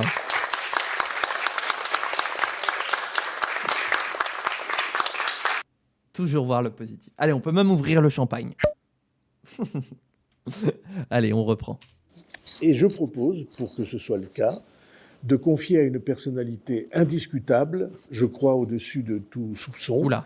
qui s'appelle M. René Dosière, qui est un ancien parlementaire et universitaire, qui a consacré une très grande partie de sa vie publique à regarder ce qu'était la réalité des budgets de l'Élysée, les budgets des gouvernements, les budgets de Matignon, les budgets de l'Assemblée nationale, et qui a exigé tout au long de son engagement que la transparence la plus complète soit faite sur ces sujets. Ancien parlementaire socialiste. Il se trouve que M. Dosière a de surcroît créé l'Observatoire de l'éthique publique, c'est-à-dire de la morale publique, et qu'il est donc, je crois, non seulement absolument qualifié, mais insoupçonnable et ralliant, je crois, tous les suffrages pour conduire ce travail. Je vais lui demander d'être entouré par un représentant de tous les groupes parlementaires de l'Assemblée nationale et du Sénat. Ouh, ça fait du monde, hein, parce que 12 ou 13, je sais même plus le nombre de groupes parlementaires à l'Assemblée nationale. Et à ça, vous rajoutez les 8 groupes parlementaires du Sénat, ça fait du monde. Ah bah ça va faire une sacrée équipe. Un nouveau comité pour réfléchir sur ces questions-là. Vous voyez, hein, comme quoi, encore une fois, 14, c'est possible. Si on compte le groupe des non-inscrits, c'est possible. Bon, sachant qu'ils n'ont pas de représentants, eux. En revanche, vous avez vu par contre, je vais vous donner une clarification, une réponse claire, mais je vais plutôt laisser quelqu'un d'autre faire le travail à ma place parce que j'ai pas envie de vous répondre. Voilà, donc on va laisser quelqu'un, on va l'alimenter pendant 18 mois pour conduire une mission. Comme ça, moi j'aurai sauté et entre-temps, vous aurez oublié la question et comme ça, cette question, on n'en parlera plus. Voilà, c'est ce qu'il faut, on est heureux, vive la République. Mais voilà. Pour que tout ceci participe à la clarification nécessaire. Entendons-nous bien, par contre, le fait qu'on ait une classe politique et des institutions les plus transparentes, les plus accessibles et les plus éthiques possibles, je souscris complètement à l'idée. J'ai cependant peur un petit peu du résultat qui finisse un petit peu en eau de boudin du fait de repousser l'échéance. On a un vrai besoin de clarification de nos institutions, de véritables réformes qui garantissent une classe politique éthique et responsable devant les Françaises et les Français, et que ce ne soit pas seulement facultatif, puisque aujourd'hui, certains de nos représentants jouent le jeu de la transparence, jouent le jeu de la responsabilité et essayent d'être les plus intègres possibles. Mais néanmoins, le fait est que comme ce travail est facultatif pour les députés, surtout de rendre ce travail transparent et accessible, et bien du coup, ça fait que du coup, il n'y a pas cette impression qu'on a une classe dirigeante qui soit transparente et éthique. Je souhaiterais que cette question de la mise en transparence du mandat de l'ensemble de nos représentants soit justement à l'ordre du jour et obligatoire, de façon peut-être annuelle, pourquoi pas, parce que les députés que je suis le font annuellement, et je trouve que le format convient bien, mais pourquoi pas, voilà, annuellement, un bilan de l'activité, des sommes engagées, des sommes dépensées, et donc effectivement ce qu'il en est, tant d'un point de vue monétaire, hein, comme je le disais, mais surtout aussi d'un point de vue de la responsabilité éthique sur les décisions qui sont prises, et donc s'il y a des soupçons de collusion, d'ingérence, comment on appelle ça, de conflit d'intérêts, etc. Voilà, pour avoir la classe politique qui est à cœur véritablement les intérêts des Français et pas son intérêt particulier. Et je prends l'engagement solennel devant vous que s'il y a des privilèges indus, des avantages, ces avantages seront supprimés. On me dit C'est bien de prendre l'engagement ici devant nous. Le problème, c'est que quand cette mission sera terminée, et c'est pour ça, du coup, qu'on ne répond pas à ses préoccupations maintenant, bah, il ne sera plus Premier ministre. Donc, chat perché, c'est lui qui a pris cette mesure, mais il n'est plus Premier ministre. Donc, il ne peut plus le mettre en place. Il ne pourra plus le mettre en place plus tard. Vous voyez comment on joue sur les mots. On se donne l'impression du chevalier blanc qui lutte contre les fraudes, etc., les privilèges, la caste politique, voilà. Mais que derrière, hop, chat perché. Non, bah non, puisque c'est dans 18 mois, et dans 18 mois, je serai plus Premier ministre. Hop, la question est réglée. Voilà, on peut continuer tranquillement, on peut continuer à ne rien faire. Ce qui est intéressant, c'est que là où tout à l'heure, il nous disait que pour le budget, faire des choses, c'était appliquer son programme, et ne rien faire, c'était le point de vue des oppositions, là, c'est marrant, c'est l'inverse. Pour réellement agir sur la question de la transparence et de l'éthique de notre classe politique, eh bien, son postulat à lui, c'est de ne rien faire, tandis que c'est les autres qui disent qu'il faut agir. Encore une fois, un renversement de l'ordre des choses. Souvent, dans ces messages, il faut qu'ils fassent un effort comme les autres. Eh bien, les membres du gouvernement, évidemment, aucune de leurs indemnités n'augmentera pendant le temps où les retraites des Français ou les salaires de la fonction publique seront eux-mêmes gelés par l'année blanche dans laquelle nous proposons d'entrer. Ah bah c'est intéressant. Donc ça veut dire que dès que le point d'indice des fonctionnaires sera dégelé, ah bah alors par contre on va rattraper tout le temps perdu, hein, parce que c'est toujours comme ça que ça fonctionne. C'est dès qu'on a l'occasion, ah bah on rattrape le temps perdu, hein. Ce serait quand même bête d'avoir à perdre du pouvoir d'achat, hein. On n'est pas là pour faire plaisir aux Françaises et aux Français, on est là pour s'en mettre plein les poches, hein, voilà. Bon, faites quand même un petit peu attention aussi à ces arguments un peu populistes que je sors. Je les ai sortis un peu avec du second degré, un peu, hein, parce que voilà, il y a quand même une réalité qui est là. Mais faites aussi attention à toutes celles et ceux qui vous promettent que grâce à eux, ils vont remettre la confiance dans la classe politique, qu'ils vont remettre de l'ordre. Méfiez-vous, parce que la pub est toujours plus belle que... la pub du Big Mac est toujours plus belle que le Big Mac que vous aurez au McDo. Voilà. Je rappelle que les salaires des membres du gouvernement ont été baissés de 30% il y a quelques années par François Hollande et que jamais ils n'ont été remontés après cette baisse. Clarification, transparence sous la responsabilité d'une personnalité indiscutable et s'il y a des privilèges, ils seront supprimés. Merci à tous. Voilà. Mais comme je ne serai plus Premier ministre, ça ne sert à rien de retenir tout ce que je viens de dire, puisque du coup, je ne serai plus Premier ministre et je ne pourrai plus le faire. Bien sûr, je pourrais le faire si je redeviens maire de Pau à l'échelle de ma ville de Pau. Mais je ne vais pas le faire parce que c'est un engagement en tant que Premier ministre. Ce n'est pas un engagement en tant que maire de Pau que je prends. Voyons. Voilà. Bon, donc c'était jusqu'au stream de la semaine dernière, le dernier François Bayrou direct qu'on avait. Format qui est toujours pas direct. Et depuis, nous avons eu donc un nouvel épisode, l'épisode 8 qui est sorti, là c'est tout récent, hein, il y a 6 jours, il y a moins d'une semaine. Donc là franchement, alors il vient de sortir du four, oui, mais il est un peu froid, il est un peu refroidi entre-temps. Mais on va quand même se le regarder. Et puis ouais, je vois qu'on est à 1h30. Allez, on s'en fait un petit dernier. Et je sais plus qu'est-ce qu'on aura fait au final, parce que je crois qu'il y a encore quelques petites capsules à se faire. Mais regardons-nous, voilà, le tout dernier qui vient de sortir. Alors, alors par contre, le nombre de vues, c'est complètement cassé la gueule, hein. 9100 vues. Et là, par contre, on retrouve l'équilibre dans la force. Un peu plus d'équilibre.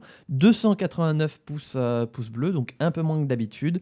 Et 1100 pouces rouges, c'est-à-dire 3 fois moins que d'habitude. On retrouve un petit peu plus d'équilibre dans la force. François Bayrou est peut-être sauvé. Qui l'eût cru? Bonjour à tous. Si l'on vous dit que... C'est quoi cet éclairage? Non mais il y a un éclairage par en dessous, c'est littéralement... Attendez, je vais essayer de le reproduire. Ne reproduisez pas cette cascade à la maison. Les enfants, tac. Attendez. Ce téléphone qui fonctionne pas. Littéralement, il reproduit cet effet. Regardez. Voilà, il a mis la lampe torche de son téléphone en dessous. Il prépare Halloween ou quoi? Au secours. En plus, ça fait ressortir les rides parce que, vous voyez, on voit bien les miennes. Mais faut pas faire ça, François. Hein? Faut en parler à ton équipe de com. Il faut pas faire ça. La vie politique est un long fleuve tranquille dans les temps que nous vivons. Ne les croyez pas. Bah, et puis même, c'est jamais le cas. Hein. Faire de la politique, c'est jamais avoir un long fleuve tranquille. Hein. Je voudrais vous remercier pour les très nombreux messages que vous m'avez adressés. On a oublié les commentaires. D'encouragement et de solidarité dans la situation nouvelle que j'ai créée par l'annonce de l'engagement de responsabilité du gouvernement. Ah bah oui, parce qu'on est après la conférence de presse où il a lâché le fait qu'il allait engager sa responsabilité la semaine prochaine. Hein. Abonnez-vous. Voilà, si vous voulez pas rater ça, on suivra cet événement exceptionnel qui sera diffusé exclusivement sur la chaîne Twitch de Sassli. Hein. Franchement, hein, vous ne trouverez pas nulle part ailleurs où ce vote de confiance sera diffusé. Donc bien sûr, abonnez-vous, hein, puisque sinon vous allez rater ça et vous ne voudriez pas rater ça. Vous ne voudriez pas. Voilà, donc abonnez-vous pour ne pas rater ça. Bon, effectivement, il y a peut-être des gens, puisqu'il y a encore des gens qui votent pour le bloc central en 2025, même s'il y en a de moins en moins. Hein. Si on prend les sondages, il y en a de moins en moins. Mais partant de ce postulat-là, de fait, il a forcément reçu des messages de soutien. N'empêche que j'imagine qu'ils ont quand même dû être noyés dans une série de « enfin dehors, c'est bientôt la fin », etc. Ce genre de joyeuseté que je peux vous laisser sans problème imaginer. Je voudrais en quelques mots, vous qui êtes d'une certaine manière, par votre attention, des partenaires de tous les jours, je voudrais vous dire la raison principale pour laquelle j'ai fait ce choix. Oh, on est en mode confession intime de François Bayrou. Il va nous expliquer, en exclusivité sur la chaîne Twitch de Saslil, François Bayrou nous explique pourquoi il veut se suicider politiquement. On écoute. La raison est très simple. J'ai acquis au cours de l'été l'idée que si l'on ne réussissait pas à créer un accord de base, un accord minimal sur la gravité de la situation et sur l'urgence de l'action, si cet accord de base ne pouvait pas se constituer, alors il n'y avait aucune chance que l'action et les décisions courageuses qu'il faut prendre réussissent et soient acceptées. Il faut traduire, parce que là, pour le coup, il nous a lâché de l'élément de langage, en voulez-vous, en voilà. Il nous explique concrètement à quoi ça sert, ce vote de confiance. François Bayrou, il sait globalement qu'il est condamné et que là, il essaye de limiter la casse et d'avoir un maximum de groupes d'opposition qui changent leur vote contre en vote d'abstention. Parce que, sur un malentendu, il peut rester Premier ministre. Et si ça passe, si avec le vote de confiance, il reste à Matignon et qu'il convainc suffisamment de députés, que ce soit du RN ou du Parti socialiste, qui sont les plus à même de changer leur vote, et de les faire au mieux s'abstenir, eh bien, il pourrait, d'une part, continuer à être Premier ministre et surtout mettre en œuvre son budget, le faire passer par tous les 49.3 que vous voulez, puisque de toute façon, il aurait la légitimité de l'Assemblée nationale, puisque l'Assemblée nationale aurait voté la confiance. Même s'il n'y a que 210 députés qui votent la confiance et qu'il y en a 190 qui votent contre et que 300 se sont abstenus, eh bien, il aurait quand même la légitimité de l'Assemblée nationale pour pouvoir engager tous les 49.3 que vous voulez. Et en plus, derrière, le principe de la motion de censure, c'est qu'elle doit s'exprimer uniquement que par la majorité absolue des membres composant l'Assemblée. C'est-à-dire que là où le vote de confiance, c'est à la majorité relative que ça se décide, c'est-à-dire s'il y a plus de voix pour que de voix contre, la confiance est accordée, et si c'est l'inverse, s'il y a plus de contre, eh bien ciao François Bayrou. En revanche, la motion de censure, et on en a vu pas mal ces derniers temps, c'est la majorité absolue de tous les membres de l'Assemblée. C'est-à-dire que pour qu'elle soit acceptée, il faut qu'il y ait 289 votants minimum, peu importe la configuration politique. Concrètement, ce que François Bayrou nous dit, c'est que là, il est en train de faire un test. Lundi, c'est le test ultime pour lui. Soit il est effectivement, soit il reçoit la défiance de l'Assemblée nationale et effectivement il fait ses valises et il se barre, soit sur un malentendu, il arrive à avoir une confiance aussi minime soit-elle de l'Assemblée nationale, et à partir de là, ah bah alors, il te sort le chéquier du 49.3, pouf, l'imprimante à 49.3, bah alors là, vous allez avoir le budget le plus ignoble sorti à tous les coups de 49.3 possible et inimaginable au monde, puisque du coup, il aura déjà esquissé le projet de budget dans son vote de confiance. Donc, il pourra dire bah, pourquoi vous voudriez me démettre de mes fonctions? Vous avez voté la confiance. Ou plutôt, l'Assemblée m'a accordé la confiance. Donc voilà, c'est encore joué sur les mots. Bref, lundi prochain, il fait un test. Donc venez voir si effectivement François Bayrou, c'est bye-bye. Est-ce que c'est bye-bye-Roux ou est-ce que c'est Bayrou, on continue encore? Voilà, il n'y a qu'un seul moyen de savoir, c'est de venir sur le stream de lundi prochain, le lundi 8, qui sera tenu de 14h jusqu'au résultat, donc on ne sait pas encore quand. Je pense depuis très longtemps que dans une démocratie comme la nôtre, on peut prendre des décisions qui ne recueillent pas l'assentiment général. Mais on ne peut pas se trouver dans une situation d'affrontement, surtout dans un moment comme celui où nous sommes, c'est-à-dire il n'y a pas de majorité absolue, bien sûr. Il n'y a Mais merci de le rappeler, hein, parce que j'allais le rappeler. pas de majorité relative. Bah et donc, pour une fois que c'est pas moi qui le dis. Donc finalement, hein, ça y est, il admet enfin quelque chose qui est factuel. Voilà, vous pouvez vous appuyer là-dessus. C'est quelque chose de factuel. J'ai pas de problème avec ça. Merci de l'avoir dit, François. Merci de l'avoir rappelé. Ça m'évite d'avoir à rappeler que ton gouvernement n'est pas légitime. Oh, je viens de le faire. Et où l'explosion du paysage politique, avec un très grand nombre de forces hostiles, surtout à l'approche d'une élection locale. Des forces hostiles. Qu'est-ce qu'il entend par là? Ah mais si, c'est le monde de François Bayrou en noir et blanc. Donc les forces amicales, c'est toutes celles et ceux qui votent pour François Bayrou. Les forces hostiles, c'est toutes celles et ceux qui votent autre chose que François Bayrou. Logique. Cela va directement à l'encontre du courage nécessaire qu'il faut avoir pour affronter les événements qui nous menacent et qui pèsent sur nous. Bon, bah, il retombe dans ses travers, hein. Il détient la vérité, il détient la seule voie possible, hein. Voilà, vous avez compris. C'est pourquoi j'ai choisi, et le président de la République a accepté, que nous puissions avoir une session extraordinaire du Parlement pour trancher de cette question. Session extraordinaire du Parlement parce que c'est au Parlement que ça doit se jouer.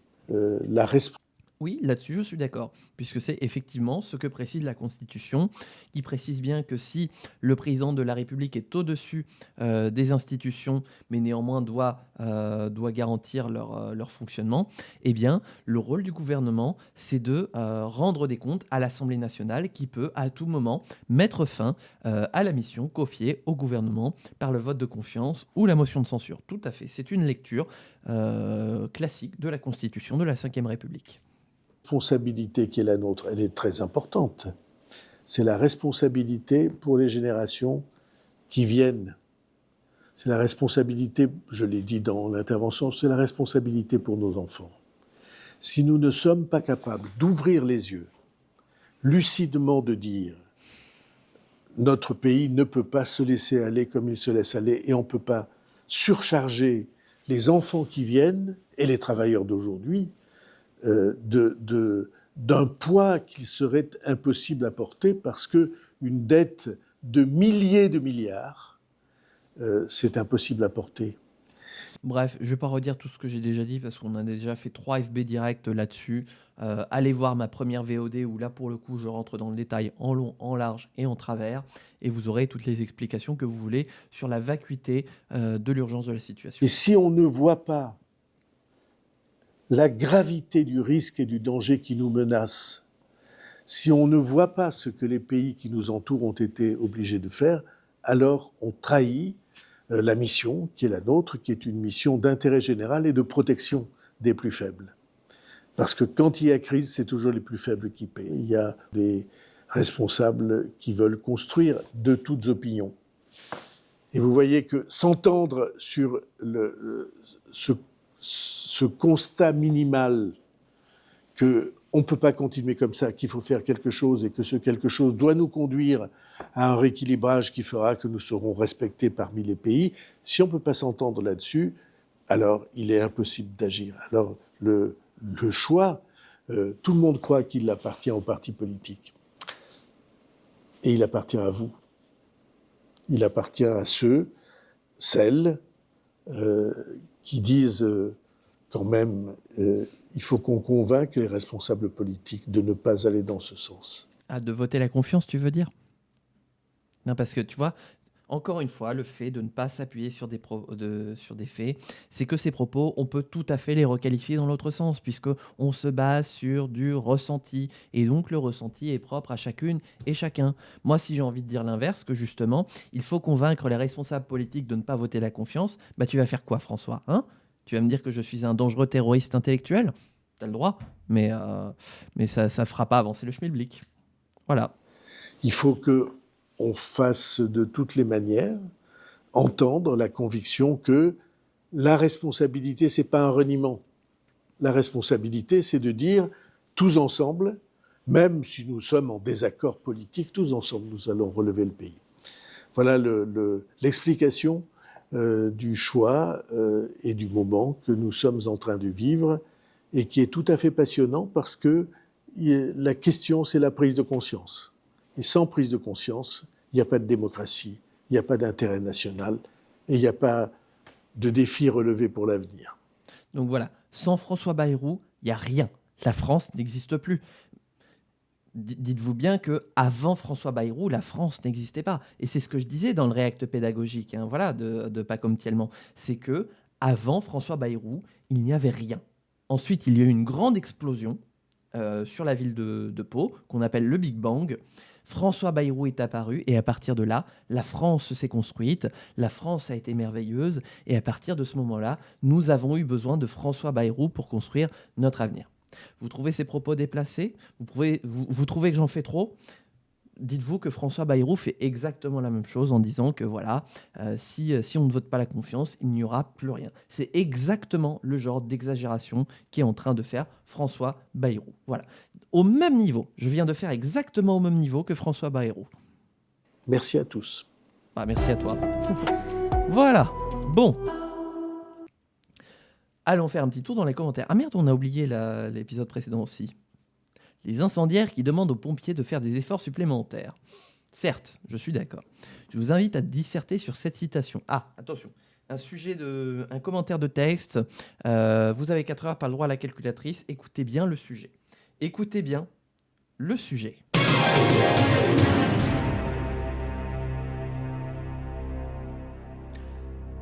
Voici la question. Il ne faut pas compter sur ceux qui ont créé les problèmes pour les résoudre. Vous avez 4 heures, pas le droit à la calculatrice, pas le droit à ChatGPT. Vous avez passé vos nerfs sur les boomers, responsables de tout, mais vous faites de la politique depuis 50 ans, pour quel résultat? Il remercie les commentaires positifs, mais il n'y en a aucun. Alors là, pour le coup, je crois que c'était pour le coup les mails qu'il a reçus et l'application Agora. Parce que du fait, et je comprends un petit peu l'idée d'avoir incité à utiliser Agora, c'est qu'en fait, ça n'incite pas les gens à utiliser. Parce que là, vous pouvez lâcher tous les commentaires que vous voulez sur YouTube. C'est accessible, c'est directement. Là, il faut télécharger une application, certainement s'inscrire ou quelque chose comme ça, écrire sa question, l'envoyer. Vous voyez, ça rajoute des étapes. Et ce qui permet en fait d'écrémer tous les commentaires négatifs parce que la plupart des gens vont se dire oh voilà. Et donc il n'y a que celles et ceux qui veulent réellement apporter leur soutien à François Bayrou qui vont se dire moi je vais le faire, je vais télécharger l'application, je vais apporter mon petit mot de confiance. Donc ça explique du coup.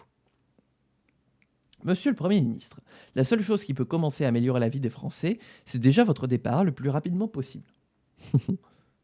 Je suis écœuré par ce foutage de gueule permanent de la Macronie. Ah bah ça fait 8 ans que ça dure. Hein. Vous savez ce qu'on dit. Allez, une autre citation. Pareil, vous avez 4 heures si vous voulez disserter. Et vous pouvez l'appliquer au modèle macroniste. La comédie, c'est la tragédie plus le temps. Comment dire qu'après 8 ans de macronisme, notre situation est plutôt comique? Vous avez 4 heures. La situation n'est pas plus grave que le mois dernier, nous n'avons plus peur. Ah, je crois que c'est quelqu'un qui va faire le 10 septembre, ça. Da, da, da, da, da.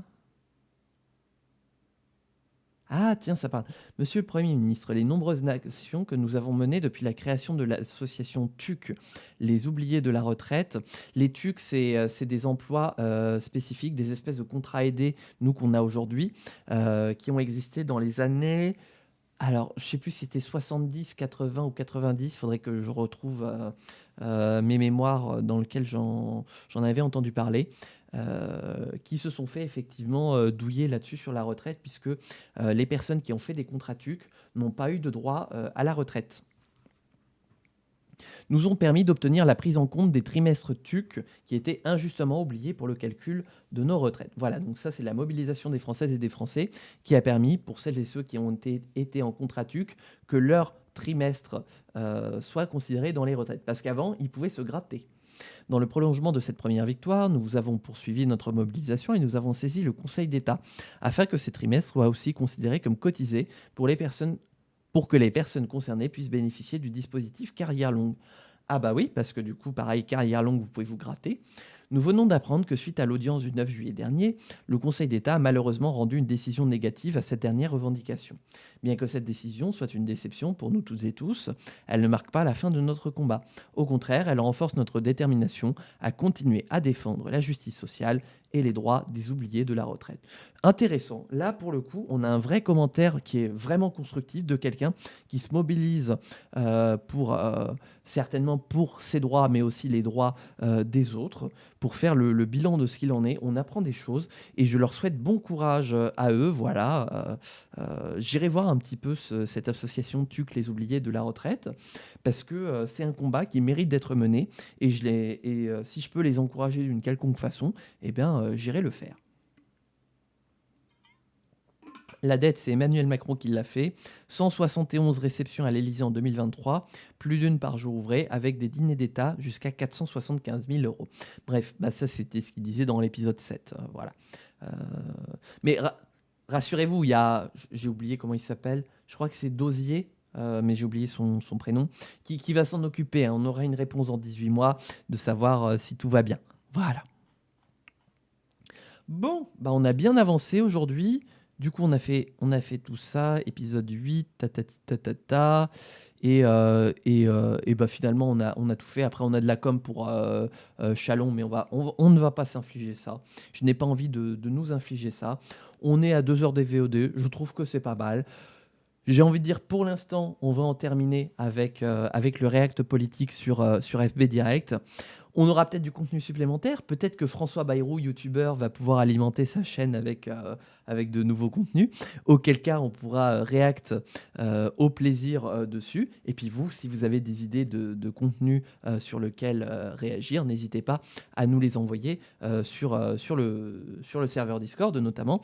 Et parce que je l'ai expliqué hier dans le stream du premier anniversaire, j'aimerais bien avoir un contenu de React politique qui se base aussi sur les petits moments amusants de la vie politique, les lapsus, les contre son camp, etc. Bref, les petites âneries politiques sur lesquelles on peut rigoler, peut-être rire jaune aussi si vous le souhaitez, mais sur lesquelles on peut rigoler. Donc si vous avez des petites perles comme ça à envoyer, n'hésitez pas à le faire aussi sur le serveur Discord, et comme ça on pourra continuer de se faire des réacts politiques de temps en temps. Voilà. Allez, bah écoutez, je m'arrête là pour cette VOD YouTube. J'espère qu'elle t'aura plu. Si c'est le cas, encore une fois, n'hésite pas à liker, à commenter, à t'abonner. Plus que jamais, ces actions sont déterminantes pour faire grandir ma chaîne YouTube et me faire connaître auprès d'autres personnes qui seraient susceptibles d'apprécier mon contenu. Donc je compte sur toi, c'est extrêmement important. L'algorithme compte sur vous. Je compte sur vous. D'ici là, portez-vous bien, amusez-vous bien et ciao tout le monde.